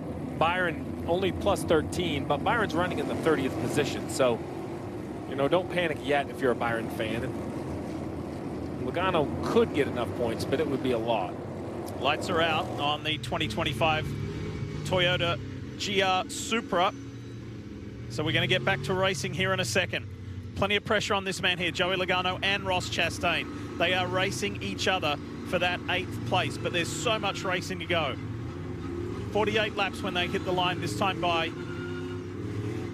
Multiple stops coming up and a lot of racing to unfold. And if you've watched the 7 Roval races thus far in the NASCAR Cup Series, you know that we are far from free of the chaos and the contact and immense competition. This is an elimination race. And out of that Echo Park Automotive restart zone, Christopher Bell got a good jump, so too did SVG. He leads his way. The 5 of Kyle Larson is going with him on the inside. AJ Allmendinger's there, and here comes Chris Buescher. The 17 is around the outside. That'll give him the inside look on Allmendinger as they settle into their racing rhythm. Larson got by Bell for second. Bell was putting a lot of pressure on the 88 before that yellow. Bottom 2, you see Chastain and Logano both on boards. And here's where they are respectively. You see that bright yellow 22 climb the hill. Watch right here when they get into this 90-degree left-hander. Watch how wide they go. Some will go all the way 3 wide.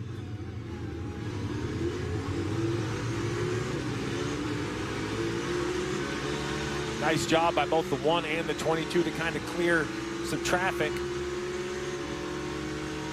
Michael McDowell's done a nice job today too for Spire Motorsports. He's in exactly the same position as where he started, 6th spot. Riding along with Chastain, 2 cars side by side. He can get forward momentum and get by the 11 right here. Watch him as he gets into this front chicane. Let's see if he moves to the right to get by the 11. This is for 12th place. Hamlin blocks him. Chastain goes to the left side.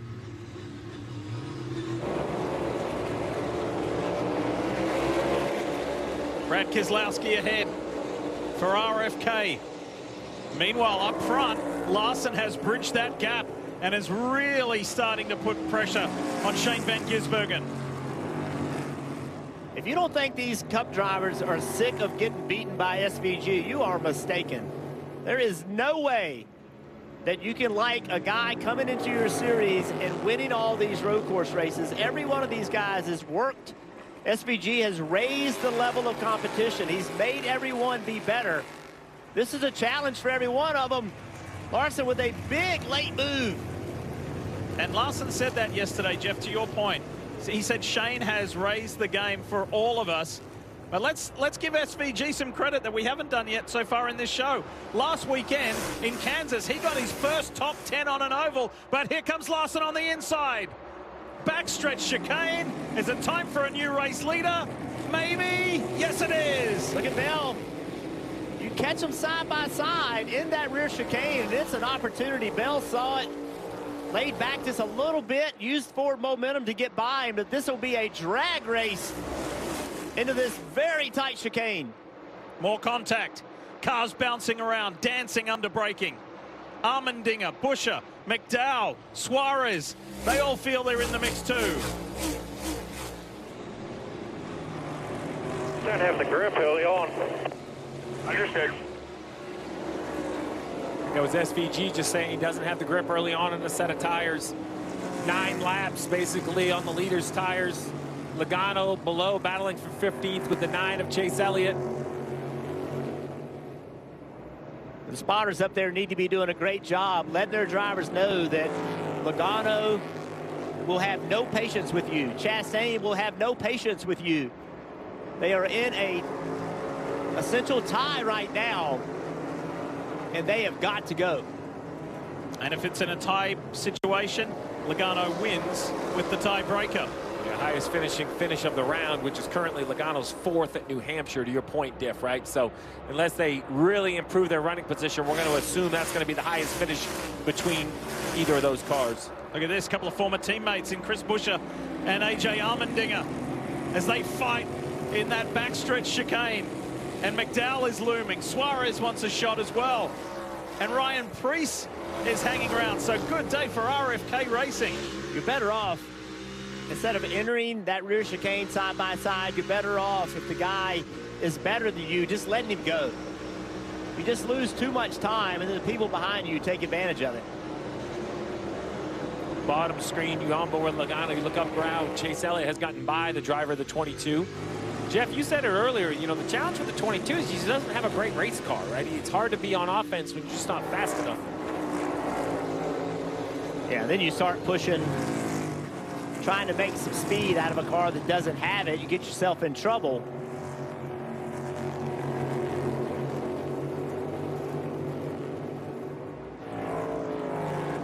A couple of cars back, you see the 19, the Bass Pro Shops Toyota of Chase Briscoe, driving not feeling 100%. And he's been dancing on a pretty nervous line points-wise. Toyota onboard shows us turn 7 in the hairpin. He's safe at the moment, but there's still 45 laps to go. There's a lot of work for Briscoe to do. Touchdown ever. Tennessee Titans, Music City Miracle. Tyson snags it, starts running like he's double parked. What does a play like that do to the locker room, though? Man, it's everything. That's it? Where's Shaq? Is Shaq available? Really? Yeah, because he's not going to say it's everything. Or if he did say it, he'll go, it's everything. Been a discussion amongst both of these teams, the 5 and the 20, whether it's a 2-stopper or a 3-stopper. When the stage started, it sounded like both teams were leaning towards a 3-stop, but now with that caution, it may have changed things. And both of these teams have been comparing themselves to each other and giving the drivers updates. The verdict, Kyle Larson is better in the backstretch chicane in terms of braking, and Christopher Bell is braking better into turn 7 for both those drivers who've been evaluating each other. Kim? Well, Parker, for Chase Briscoe, no discussion yet on the strategy call for these final laps of this stage, but they did tell him when we went green on this final stage that the laps they're running now are the best of the day. Chase said, I'm trying to be patient but aggressive. The line, though, between those two at this track is very thin. They also told him we need to stay top 10 or top 12 for the last 41 laps of this race. That way we'll have no worries in terms of the transfer, Marty. And the game is not quite over for Tyler Reddick yet. The Toyota onboard tells the story. They're 18 points behind as of right now. He told Billy Scott a moment ago, I'm out of tires. Billy Scott said, give me 4 more laps. So they're going to stick to the 2-stop strategy. And I have to mention, Michael Jordan, the co-owner of 2311 Racing, has not left Tyler Reddick's pit box the entire day. Remember that big bear hug he gave him when he barely made it into the round of 8 here at the Roval last year? Can Reddick pull off another Roval miracle? We'll find out, but MJ's watching on. He's still got plenty of time. 41 to go. Far from over for Tyler Reddick. He's 18 below the cut line at the moment. Chastain getting past the 9 of Chase Elliott. Pushes Chastain back to 13th. Logano doing a nice job. One of the best runs he's had in the 22, just holding strong in 15th and a point to the good currently. Talk about nervous. When you start counting points by a single number, because we have so many cars in the lead lap, Dave, I think that's worth talking about, right? There's 35 cars in the lead lap, so you could have a great day and slip off the track or get shoved off the track in the last corner of the last, and lose all your points and be eliminated. As now we see a busy pit road with Allmendinger. I think that's Kez right behind him, as well as the 48 of Alex Bowman, Marty. You see A.J. Allmendinger coming down pit road. He gave up the 4th position. He told Trent Owen several times that I've got 0 tire left. I could really use some help. They tried to get a few more laps out of A.J., so pitting here with 40 to go. That would almost put him in a 3-stop window, Steve, but we'll see if they try to do it here on 2 stops at the end of the race. Yeah, and all of these windows we're talking about is really just a tire strategy. They can go 35 on fuel. It's funny, Jeff, to be at a road course race and not have one fuel conversation. Just, there's so much speed in these Goodyear tires, you're not worried about how much fuel you can pick up. The tires are worth so much. So Chase Elliott locking the left front tire up. Getting underneath the 45 of Reddick. Here comes Chastain. Trying to do the same. 9's pretty good. Yeah, he is. Coming off that spectacular win a week ago in Kansas. with all of the last 2 laps drama, but especially the last 2 corners. And Elliott was there to snatch the win away from the Toyotas of Joe Gibbs Racing in 23-11. It was spectacular. Toyota on board with Reddick. Let's go for a little ride. Have a listen.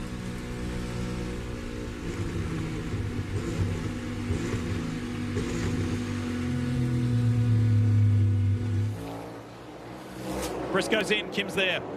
Yeah, his message to the team on the radio is the rear tires are absolutely gone. They will check them for any cording when they take them off.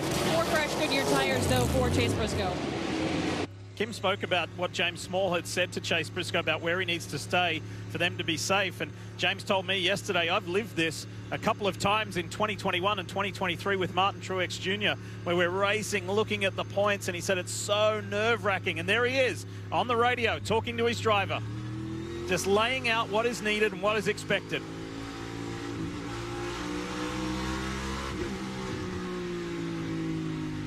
Be smooth with your inputs. Don't overslip anything.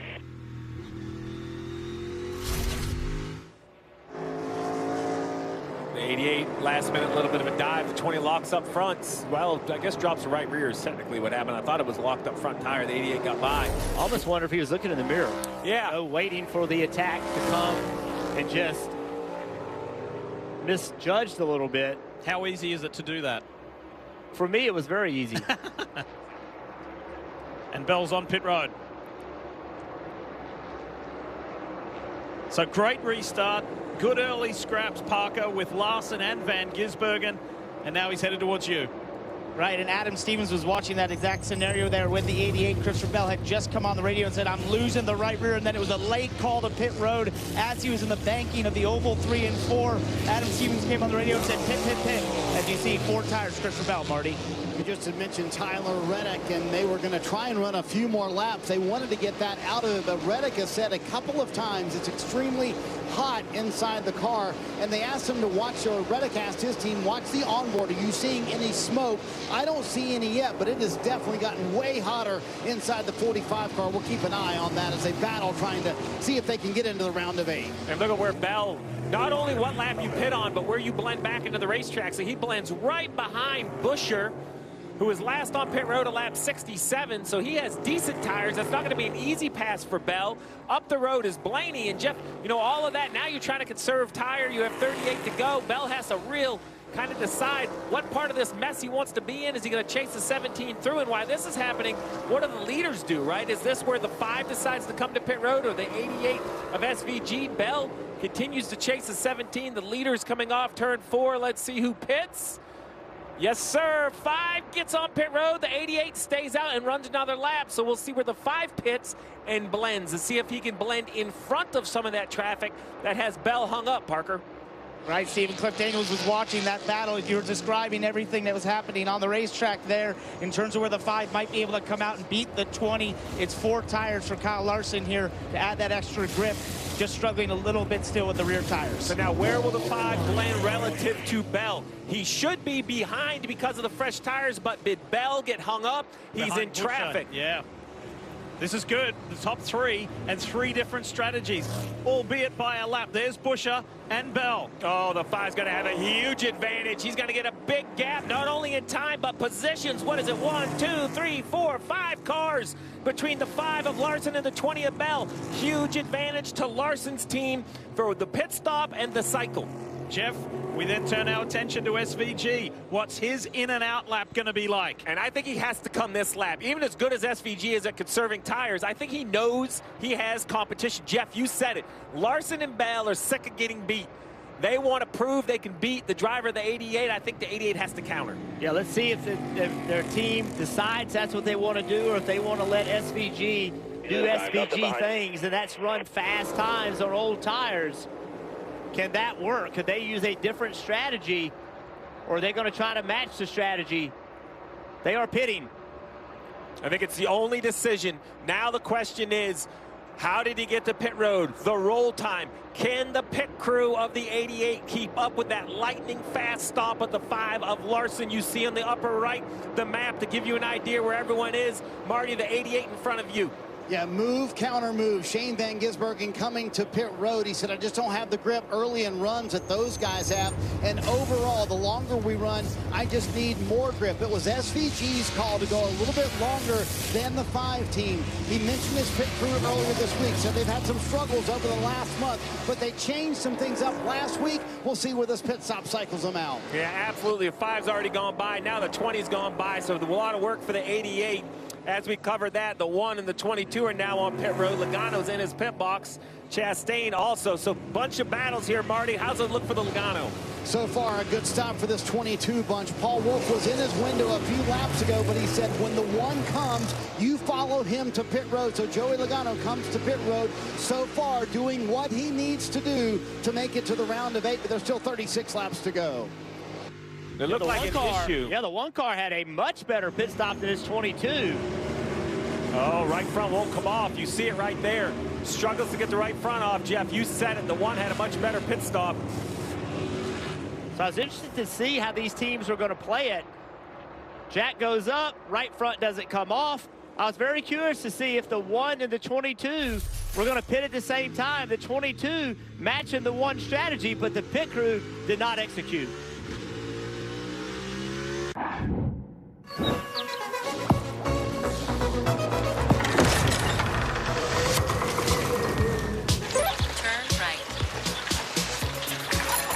Transferring or not to the round of 8 to be decided by a single pit stop, maybe, just maybe. And let's tell you more. The comparison between the 22 Team Penske Ford of Joey Logano and the Trackhouse 1 of Ross Chastain.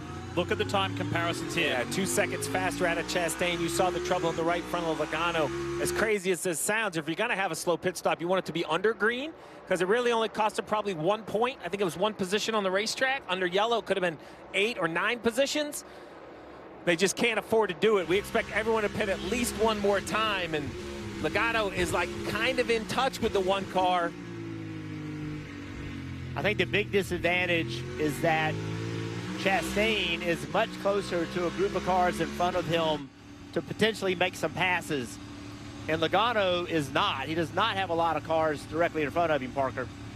As William Byron hits pit road here for the top 10, he's struggled mightily on the long run. And that last run, he was screaming for tires. Rudy Fugel was begging him to go 1 more lap and said, we will make it up on the back end, I promise. 4 new tires for him. It's been a tough day for the 24 team. Meanwhile, for his teammate at Hendrick, Kyle Larson is attempting to snap a 19-race winless streak. It has been a long time, but Kyle's been saying, Jeff, that the team is getting better and better, and even those small increments of improvement are getting us back to where we need to be.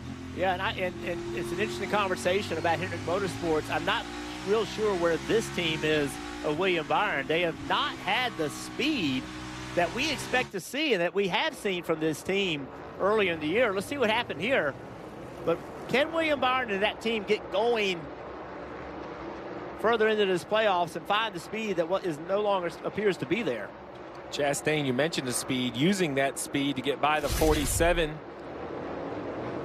Right here, you see the 47 get checked up a little bit behind that 8 of Busch, and the 1 kind of turns left. I think the 47, there's really no choice. I like what Stenhouse did there. He took that really high exit and tried to keep momentum. Let's see if there's any contact. It didn't look to see. No, not really. I think Stenhouse knows he's there. And so what I talked about a little bit ago is that, yes, if you're going to have a bad pit stop, you want to have it under green. The disadvantage currently is that Chastain, you can see the cars in front of him. Yeah. He has an opportunity to pass some cars. Logano, you know, he has the 11 car. Sorry, they're on a, he just got by the 11. So, look, just not that much in front of the 22, Marty. Joey Logano slightly faster than Ross Chastain. That's what his spotter Coleman Presley keeps telling him. So there's been 1 mistake on pit road by Ross Chastain today, 1 on the 22 crew. This could come down to a matter of points and certainly a matter of positions. I asked Paul Wolf, what about the car? He said, we simply need more speed. But right now, they're close to Ross Chastain. You see on the left-hand side of your screen, 3 points behind, Kim. Yeah, Marty, and points was a big deal for the one team today. Crew Chief Phil Surgeon told me stage points are absolutely necessary, not just for the playoff standings, but big things can happen late in the Roval races, so we have to have some insurance. They've done exactly that, finishing 5th and 4th in the stages respectively, despite that hiccup by Ross after the stage 1 pit stops that Mark just mentioned. They set the standings for Ross right before the green flag flew in this final stage. He knows what he has to do. He has put in the work all weekend long in terms of getting ready for this race. Lee mentioned the time he spent with Shane in the sim. He did 4 sim sessions with Parker. 2 of those were with SVG. And Kim, you used the word insurance, and that's exactly what Denny Hamlin had coming into this race. Plus 48 above the cut line. It has not been a flashy day for the 11 car, who currently runs in 22nd. Just hasn't quite had the pace that we normally see out of the 11, although he has self-admittedly struggled at road courses as of late. But this is all they need to do. Currently sitting plus 30 right now. Just simply have that car all rolling on all 4 tires will get them into the next rounds. 31 to go in the Bank of America 400. In this round of 12, which has seen a couple of awesome races so far, it was Blaney at Loudon in New Hampshire that got the lobster. Huge controversy last weekend in Kansas, and a brilliant win at the hands of Chase Elliott. Who's going to do it today, and who gets eliminated today? Sarah Benzino. Try to get some track position. We talked about how badly Larson and Bell want to beat SVG. Well, we also talked about how good SVG is, and you see how much gap that he has put on Christopher Bell already, and he is about a half a second a lap faster than Kyle Larson over the last few laps. And I really feel like the best way to beat SVG is to get in a situation where you pit as many times as you can. Keep fresh tires on the car, go as fast as you can, because his strength is on old tires. He always finds a way to find some pace on older tires. And right there, that was a second faster than Kyle Larson. 1 second in racing, that is an unbelievable amount of speed that he has over Larson. What I will say, though, is we have yet to see the 88 have to run someone down. It was last year at Watkins Glen, and Chris Buescher beat him. In a head-to-head battle in the last couple laps, he forced the 88 into a mistake. So to your point, Jeff, right? Don't let the 88 get in front and cruise on old tires, try to make a mistake. We haven't seen many, but the best chance of a mistake is asking him to push 45 on pit road, Marty. Yeah, Steve, I tell you what, you got to wonder if Billy Scott's thinking, hey, we're doing this in this last stop of the race here with 27 to go, or they might push it and do 2 stops to the end. Got to try something different. To Jeff's point, they need something to fall their way. Fresh Goodyear tires going on the 45. Again, he was really happy with the handling of it. We'll see if it's one more stop to the end or none, and that's it for the day for Tyler Reddick. Keep in mind the 2 races thus far this weekend here on the Roval, with the Truck Series race, a crazy end, and last night with the Xfinity Series, also crazy end to that race. So this thing is far from done, and Reddick and the 2311 camp just have to keep on digging. There's still 27 laps to go. About 8 or 9 laps, I imagine, until we see the 5, the 88, and the 20 come to pit road, if they kind of leapfrog on the same cycle they've been having. Parker, is that what you're hearing out of Larson, about 8 or 9 more? They haven't quite given an update on that, but more so what Jeff just pointed out about the speed of that 88. It's been incredible to listen to the amount of info they've been giving Kyle Larson about what SVG is doing, including the most pertinent bit of info into the backstretch chicane. That's where he was gaining so much on Kyle Larson that he's got to move his braking point forward to match what the 88 is doing. But Kyle's been on the radio back to them and asking almost each lap what they're seeing that SVG is doing so he can try and combat it.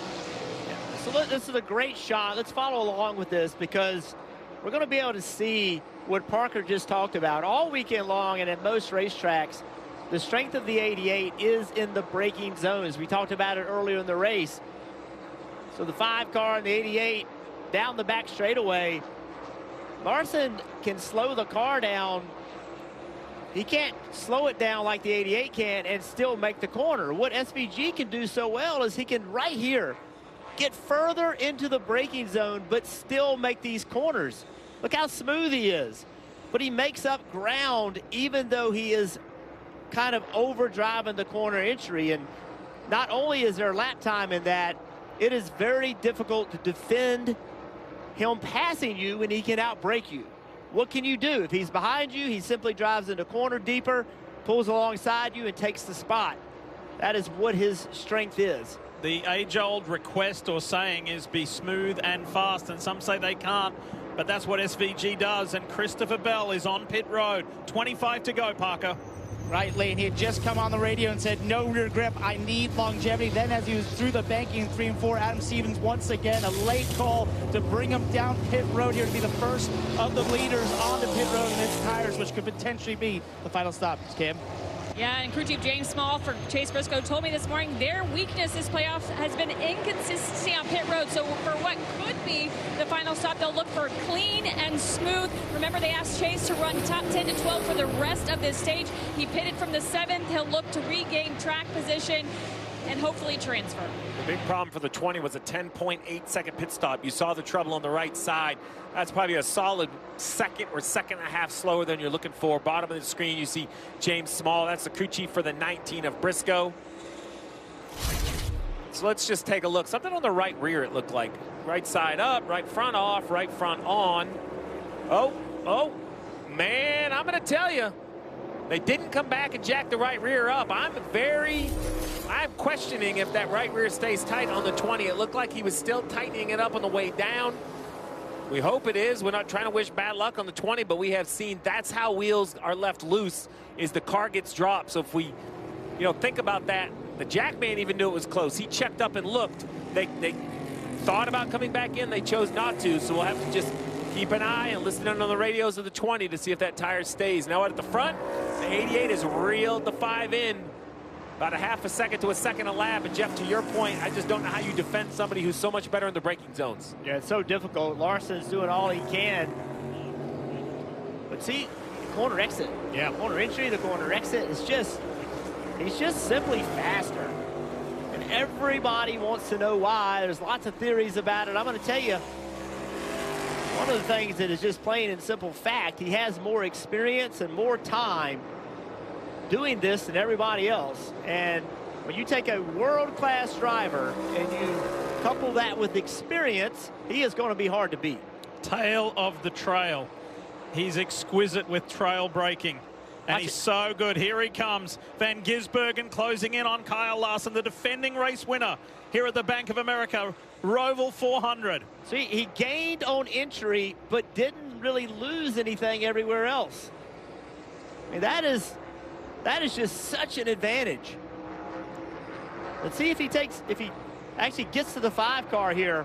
I don't think it's a real safe place to pass this time of the race. There's probably no need to try to make this pass here.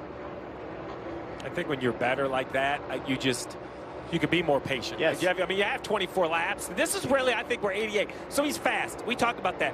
But what gets overlooked is his racecraft.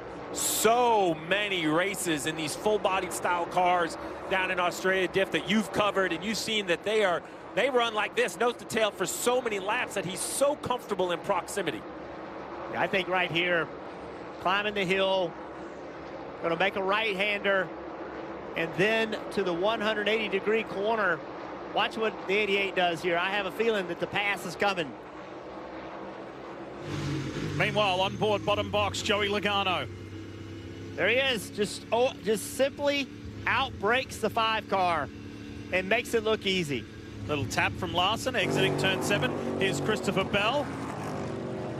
With Bell's coming to pit road earlier, he's run a couple laps so much faster that I assume he's going to easily be the leader of this race. We're going to see if that's the case when this all cycles around. Remember, the leaders still need to pit. Logano on pit road. That's a story because of the battle between the 1 of Chastain. Marty. The 22 kind of in no man's land here, Steve, with 23 to go. Paul Wolfe said if you can make it live for 4 or 5 more laps, I would love that. Logano said, my stuff is gone. I'm literally just hanging on. He said, we have 2 sets. If you want to make that call, we can 2-stop it in these 22 laps left in the race, 23. He said, you make the call. Paul Wolfe said, come to pit road, Parker. Hey, Marty, and for the 20, Christopher Bell was just told to go hard. They are going to pit again in this stage, so seeing if this works out for them. Basically a 3-stop since the last caution here for the 20 of Christopher Bell, so he's going as hard as he can right now, knowing they'll stop again. All right, we'll have to see if that works out, if they can make up enough time to add an extra pit stop. SVG and Larson continue to just run away at the front of the pack, about 23 seconds back to third. Now we see Chastain on pit road countering the pit stop of the 22. Kim. Yeah, and as soon as Joey committed to pit road, crew chief Phil Surgeon got on the radio and said, Silverado, Silverado. Apparently in a directive for Ross Chastain, brought him down pit road, 4 fresh Goodyear tires to finish out. 22 laps to go here at the Roval. Everybody's throwing everything they've got at it. Can they catch SVG?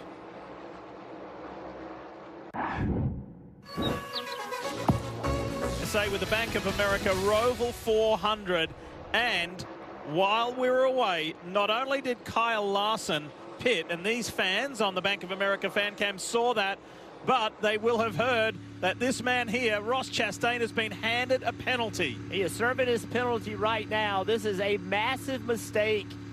He was 3 to 4 points. I put it in the wrong gear. So watch him as he leaves his pit stall. Watch how fast he's going, but watch the right front tire. He recognizes that he's going too fast, tries to slow down to get it below pit road speed. Watch.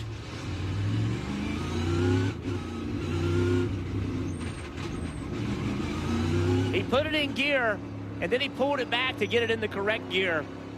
And that is just 2 mistakes on pit road by the driver. One, he overshot pit exit, and on this one, he just was speeding in the wrong gear. He knew it. Look, he hasn't even been told yet. Yeah, he knows. He has not even been told there's a penalty, but he knew there was one coming. Well, now that he's served his penalty, he has blended on the racetrack right on the rear bumper of, well, maybe not right on the rear bumper, but just behind Joey Logano. And unfortunately, so you see the yellow car up ahead. That's who he has to catch. But let's remind everybody, after the stages, Ross Chastain has to outrun Joey Logano by 4 positions. So he has 19 laps to find 4 positions, as we see Brad Keselowski somewhere off track. Parker, what's up with the 6? He came on the radio and said no power for the 6 car. That's a shame. Been a great day for RFK. Yeah, so he's pulled off right there. On the pit stop. I knew I was in trouble because it wouldn't shift right after that. But At one point, the 3 RFK cars were in the top 7. It was a really good day from the Ford team. So back to the clawing his way back story for Ross Chastain. He's done it once. He's got to do it again. But he's only got 19 laps left. The leader of 88 of SVG has now came to pit road. Remember, the 5 of Larson has pitted. We showed that he blended out in front of the 20. So now the 88 coming for his last set of tires, we presume. Marty, a little trouble with the 3 getting in. Clean in the box. We'll see where he blends. Yeah, had to check it up there going around Austin Dillon. They lost some time to the 5 last time as the 5 goes through the front stretch chicane. They were crazy fast on the long run. It was SVG's call to run a little bit longer as Larson goes past the exit of pit road. And he said, I want to split it up into even stages or even lap runs at the very end. Stephen Doran said that. So 2 even 18 lap runs for SVG to the end. Now you see the work ahead. The 5 and the 20 have gone by. The math works out. He was basically 24 seconds ahead. You lose 25 seconds pitting. He comes out 1 second behind. He has the fresher tires just by a lap or 2, and he proved on the last run that in 18 laps, he ran them all down, but very close getting on pit road, Jeff, with the 3. You see Austin Dillon leaving the pits, and SVG heads up, just checking up, letting Austin get out. Cost him about a second. Could have been a lot worse. So we have 2 real battles. We have a battle for the win between the 5, the 20, and the 88. I'll throw Buescher in the mix too, back there in 4th. And the other big battle is Ross Chastain and Joey Logano after a speeding penalty. You see on the bottom of the pylon, right? Chastain running 20th, Logano 18th.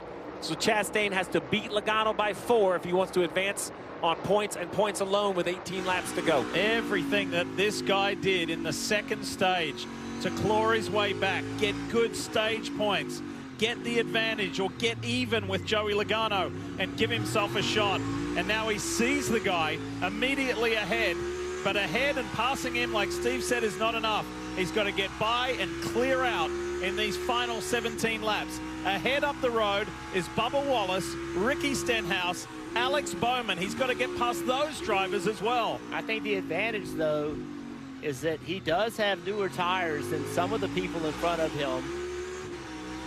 And that could be an advantage for this one car.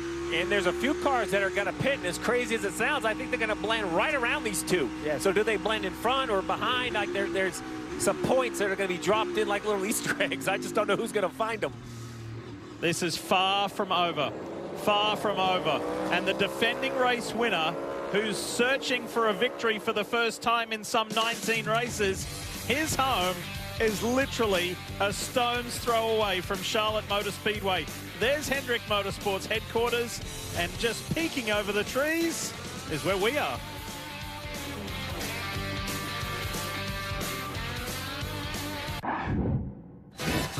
Everyone say that I am too young to do my own thing, but I know they're wrong. You see, Mama not worried, and Papa never did. Shane Van Gisbergen getting by Christopher Bell when Christopher locked up, and now he's got his sight set on the 5. Left-hand side of your screen of Kyle Larson.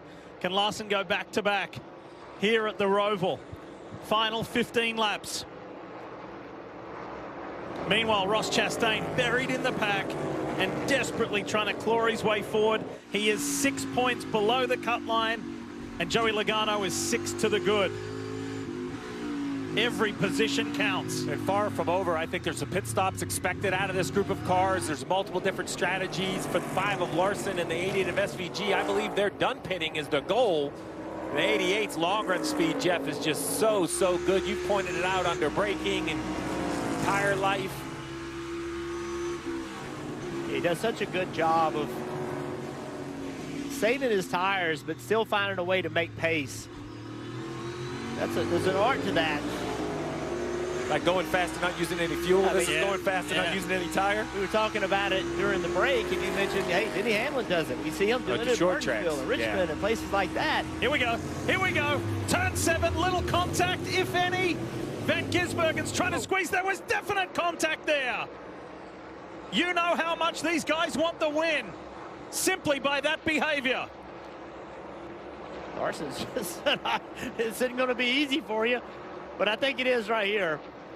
Deep on the brakes, into the backstretch chicane, and more contact between Van Gisbergen and Larson. Wow. Larson's not having it. This thing's not over. Or is it, as SVG now exits? Well, it's brought the 20 right back into it. Look at that yellow number 20. He has some momentum. Will he try to attack the 5 into the front stretch chicane? Oh, Larson's super aggressive right here. Yep, he's not taking this contact lightly. Oh my I don't goodness. think he liked the late move into the hairpin. I think the 88's late move into the hairpin frustrated the 5, and the 5 is showing his frustration by absolutely battling back. And here comes Christopher Bell. Watch the black and yellow DeWalt Camry. He's lining up for a shot as well. Whoa. And just zips his way through. All right, so the 88 got out in the tire marbles on the outside of the racetrack that built up by the wall. That was the lack of pace. And also SVG, he doesn't want this contact. He has the fastest car and 13 laps to go. So he is like, hey, if you're going to do that, I'm going to just give you your space, take my time, come back at you. But Larson clearly has sent the message. Inside move at the hairpin, as was the case several laps ago. So Van Gisbergen back to second. But let's have a look at this, at these guys roughing each other up. I think it's just a really late dive. I think the 5 is turning in like he's going to the bottom. The 88 dives in, and he's barely there. He's on the inside, but only by a foot. And that's why I think Larson turns left and says, man, we've worked together all day long, and you're going to dive bomb me with 14 to go and get into my left rear. And then the pushing and the shoving and the disagreeing continues. An amazing drive by both guys. So watch this. Larson just bangs into him, and then there just stands in the gas and pushes SVG out of the way. Todd Dillon saying, I'm going to get away from this wreck. Gets by both of them. So what does SVG do when he gets to him? That's the question. He knows now that Larson is willing to do whatever. So how does SVG handle this? Does he just move Larson out of the way?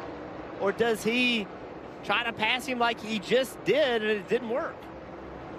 I think, to your point, now SVG knows that he's kind of, you know, angered the swarm of bees in the 5 car. The driver of the 5 is upset, so he wants to set him up, and this is what you're talking about right here. The 88 just gets wide, gets on all that loose tire debris, and once that gets on his tires, I mean, look at it. That's going to be a problem. And also, while all this is going on, the 20 car just pitted. So he is playing a different strategy to these guys. I think it was clear to him that he didn't have enough car to race these guys heads up. See, now that time SVG did not dive on That's him. right. But look at this. I mean, this is where he is going to easily get alongside Larson. And I think this time SVG just takes the spot. There we go. And Larson gives it to him. As clinically as that. Maybe a little touch on the way through. Another little reminder that I wasn't too happy about that, but then won't have another say at this stage. I loved everything that happened there. Larson was like, look, I know you're faster and you dare dive bomb me, push, shove, beat, bang, and then shove you out of the way on the front stretch. Went back, calmed down, ran him down, and then put a clean pass on him. And Larson's like, okay, if you're going to pass me clean, I'm going to let you go. And while all that action was going on, the 1 car of Ross Chastain has gotten by Joey Logano. This is just the last lap. Here he goes underneath him, easily makes this pass. Now Chastain. This is going to be a nail-biter between the 1 and the 22 all the way to the finish. For sure. Because with 11 laps to go, the question is, does the 1 and the 22 plan on staying on the racetrack? The 1 is absolutely faster.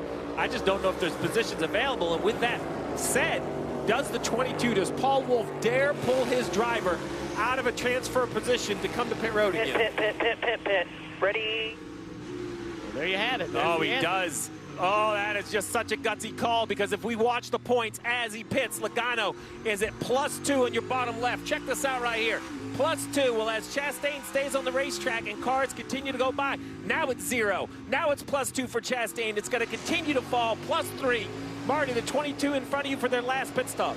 Paul Wolf, always a master strategist. We'll see if this plays out or not. Remember when they pitted just a moment ago, we mentioned this was in the playbook to stop one more time today, and this could be the decision of whether or not they make it to the round of 8 or not. Clean pit stop by this championship pit crew. These are 1.5 lap scuffs, Steve. Let's see if the 1 answers the call or they stay on the track. Steve, you were one of the very best on the pit box about these strategy calls. What tools and how did he make that decision? I believe that Paul Wolf feels that we're either going to get a yellow or there's enough tire life that he can run the 1 back down with 10 laps to go. You should be able to make up 25 or 30 seconds pretty easy. If I'm the 1, though, I just don't think I can pit from a transfer position, Kim. I'm going to have to wait to see how it plays out. What are you hearing? Yeah, they're kind of waiting too. No direction to Chastain in terms of whether or not they would pit. They do have a fresh set of tires if they did elect to bring him down. Right now, keeping him on the racetrack. And it has actually been radio silence on the 1 radio since Ross's 2nd mistake of the day. So just really focusing forward on the final 10 laps of this race. When Ross Chastain sat down with us before the playoffs began, he said last year was brutal, missing out. I was sad, and then I turned that sadness into anger and then into motivation. He said, I have to get through this year, being in the playoffs and go further and deeper. Is today the day that he stays in the playoffs, or is today the day that he gets bounced out of the playoffs? It's all to play for in the final 10 laps. When it comes to your wireless plan, don't... For the 21-second lead over Christopher Bell. That's the state of play at the front, but the other focus is the 1 of Ross Chastain versus Joey Logano for the 8th and final position. Joey Logano in 23rd with fresher tires, trying to run Chastain down in 13th. Remember, Chastain has to beat him by 4 to advance. Logano trying to shorten that gap. On the top, SVG. The 21-second gap is not enough. If the 88 pits, he will come out 4 or 5 seconds behind Bell. That is the problem for the 88. Marty, what are you hearing? To add another twist to this, Shane Van Gisbergen told Stephen Dorn a few laps ago, I feel like the right rear is coming apart on our car. It feels very weird, especially through the bank corners in the oval. They asked him to manage it as best he could, but right now SVG trying to hang on. They also asked him when Larson pitted a moment ago, he said, should we cover? He said no, because Christopher Bell would be way ahead of us. He's already made the other stop, Kim. Well, Marty, a couple laps ago with 9 to go, crew chief Phil Surgeon finally got on the radio and painted the picture for his driver Ross Chastain on what happened with the 22 pitting, where they're running versus where the one is running, what the point situation was, and he said 9 to go. Just last lap, Ross confirmed, so we're staying out. And they said yes, so with 7 to go, we do not expect Chastain to come down pit road for those fresh sticker tires, Marty. 8 points stand between the reigning defending champion, Joey Logano, and making it to the round of 8. He is very frustrated with lap traffic. They do have speed in these little bit fresher tires than Ross Chastain has, but he also knows he has 8 positions to make up if he's going to make it to the round of 8. Well, right now, Ross Chastain in 13th. The question is, how many guys behind Chastain can catch him and pass him? So many behind him have better tires. Here's Chastain right here. Josh Berry has 1 lap newer tires, but now Reddick a lot newer tires, Briscoe newer tires, Gibbs newer tires. All those guys are coming to get Chastain. The question is, can Logano move forward? Because he just got passed by Gilliland. You know, it's like 2 road trips. The old algebra assignment, if you leave on a train running 1 speed and the other train's running this speed, who gets there first? That's basically what we're going to see right here between new and old tires. That was a move for position 2. Larson on Buscher. Well, here you go. I mean, this is going to be a stressful 6 laps. You see the cars in front of Logano. The 8 car, he's a lap down. Gilliland just passed Logano, right? So no position on the 8 car. Keep in mind the alliance between Wood Brothers and Team Penske. So Josh Berry here to get Ross Chastain helps his sort of teammate Joey Logano. Yeah, Berry has better tires, right? And so do the cars behind Chastain. So Chastain wants to race hard here, but it's about lap time. It's not necessarily about position with Berry.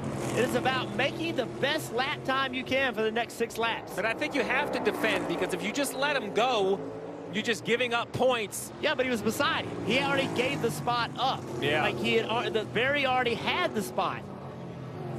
Just wasn't a good time. And here comes Gibbs. He's on newer tires. And every position is going to be a shift in points. Every spot counts. Every position counts. The problem is Logano actually lost the spot as well. And once this 19 car of Briscoe gets by Chastain, there's not many cars behind him. Hamlin is behind him. Denny Hamlin has 92 laps on tires. Pitted on lap 92. Chastain 89. So not a massive difference in tires. Jeff, this brings the gap down to 5 points now. Look at the gap.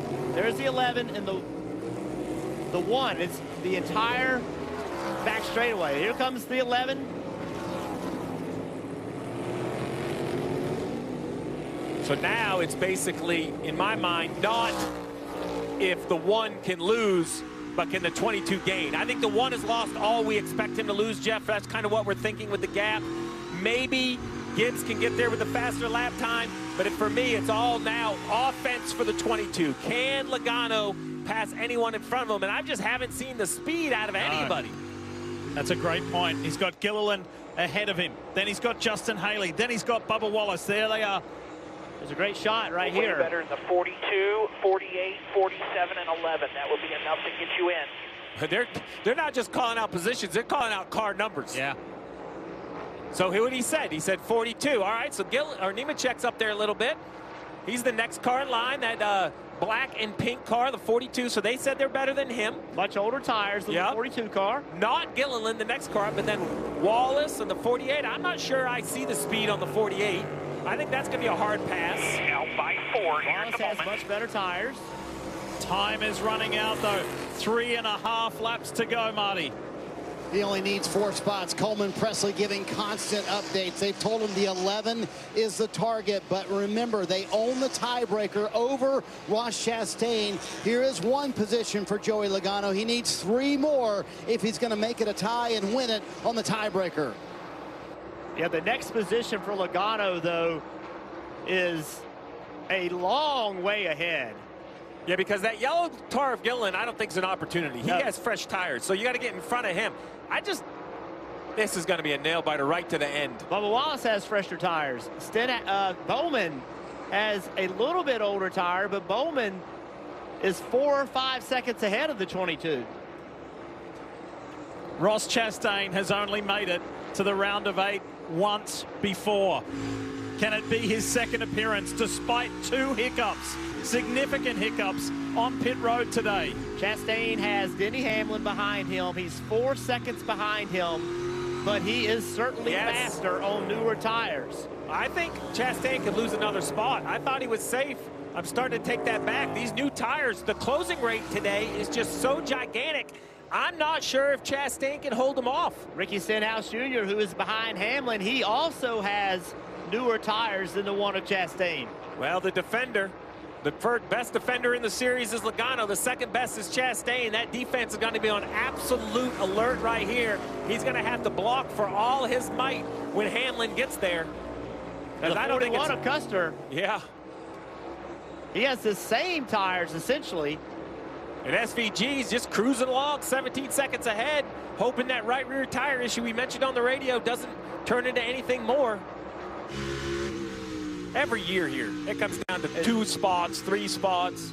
This point system, 1 position matters, 1 stage point matters. Remember the stage points that Ross Chastain got earlier in the race. Currently, that is the difference.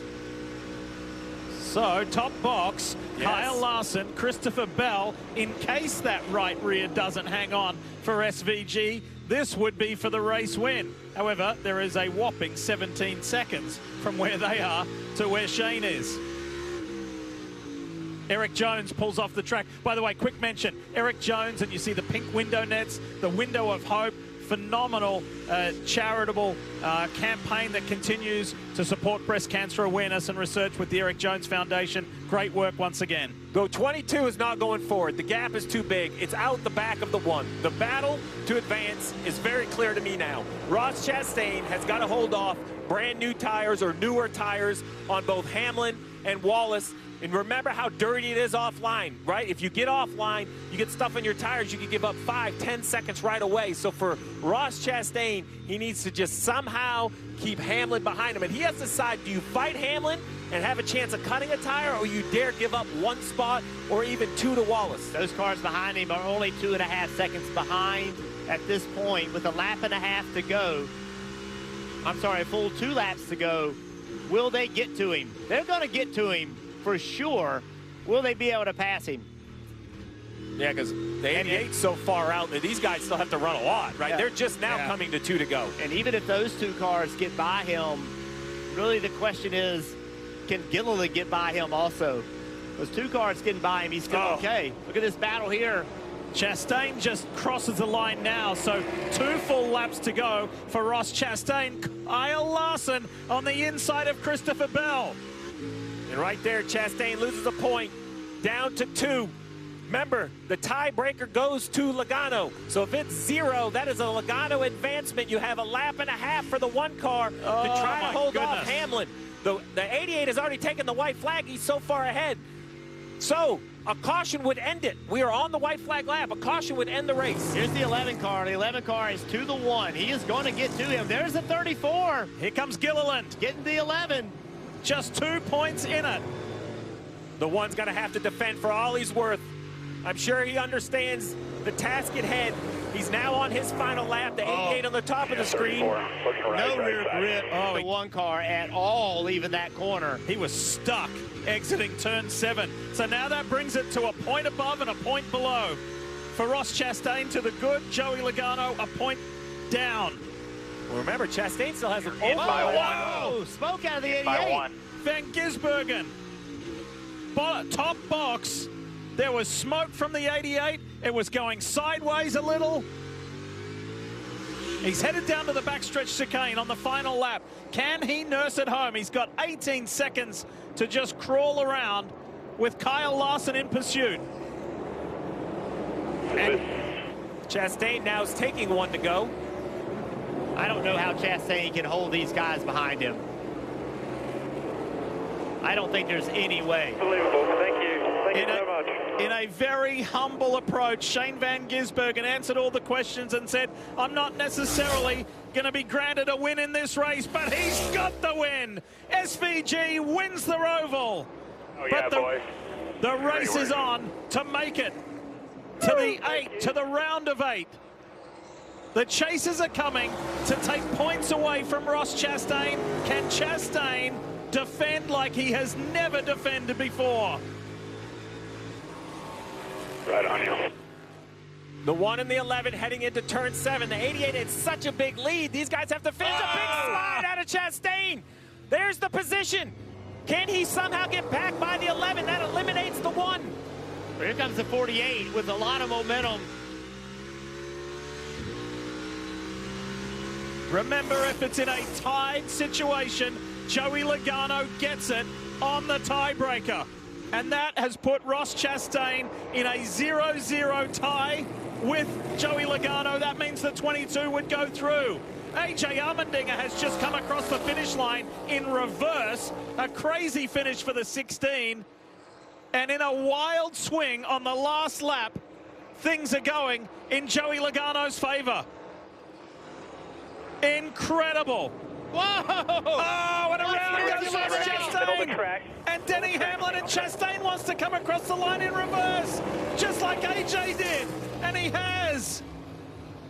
My goodness. We promised you it was going to be a wild finish. Did you ever think you would see that?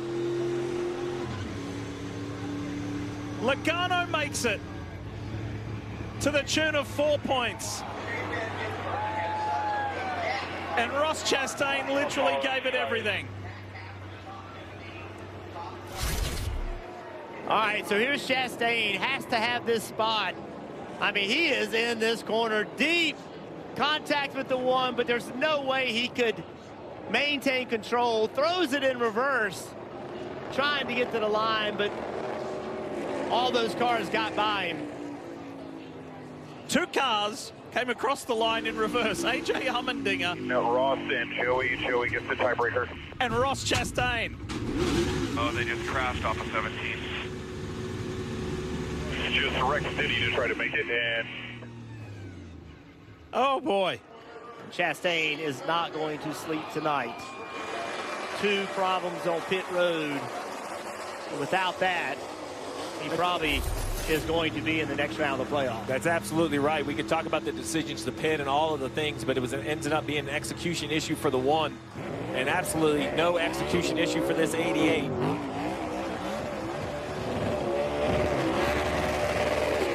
That's 5 road course wins in succession.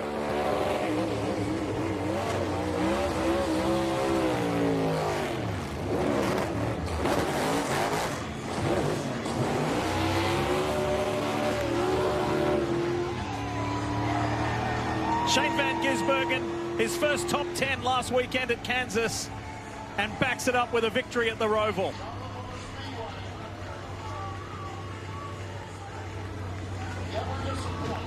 And mixed emotions in the bottom boxes. Logano scrapes through and stands a chance to defend what could have been for Ross Chastain. And another win for Shane Van Gisbergen.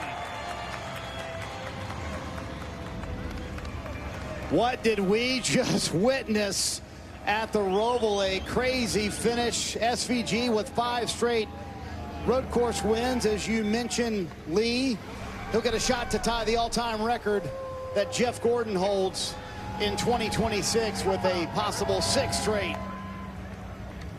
I know that race didn't disappoint the fans here at the Charlotte Motor Speedway. And as always, when SVG wins a race, he'll autograph the rugby ball and send it into the stands.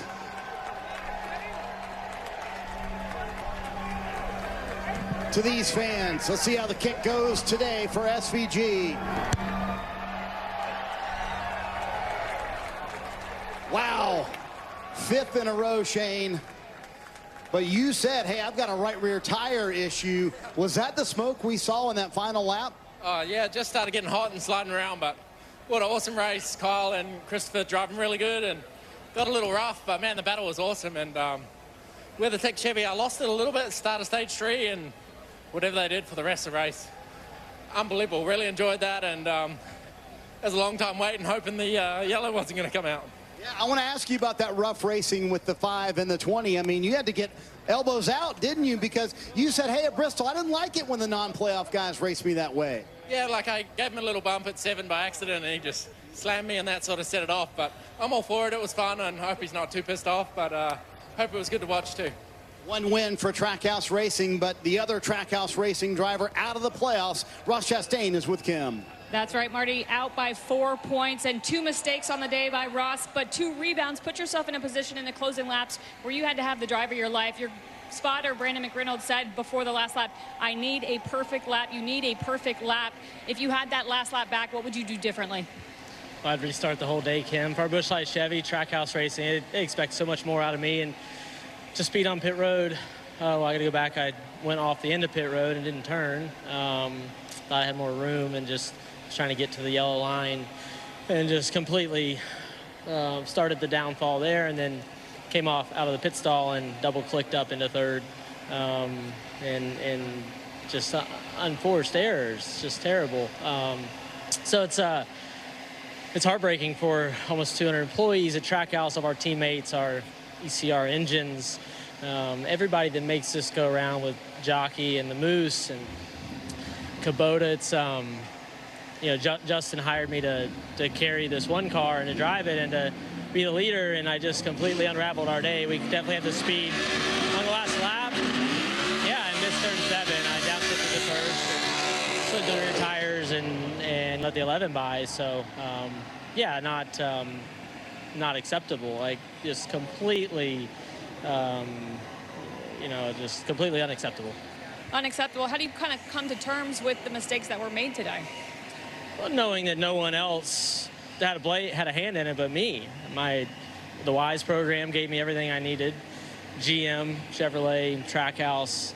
So I can go to bed knowing that they're building me to be the best I can be, but I've got to make those right decisions in those moments where I'm not on autopilot, but when I come out of the pit stall, I'm just getting to my lights, and I pulled twice. And when I went to the end of pit road, I didn't turn because I want to get to the end of the yellow line, and I needed to just turn the wheel. It's really simple. So, yeah, it's terrible to get to this level and not perform.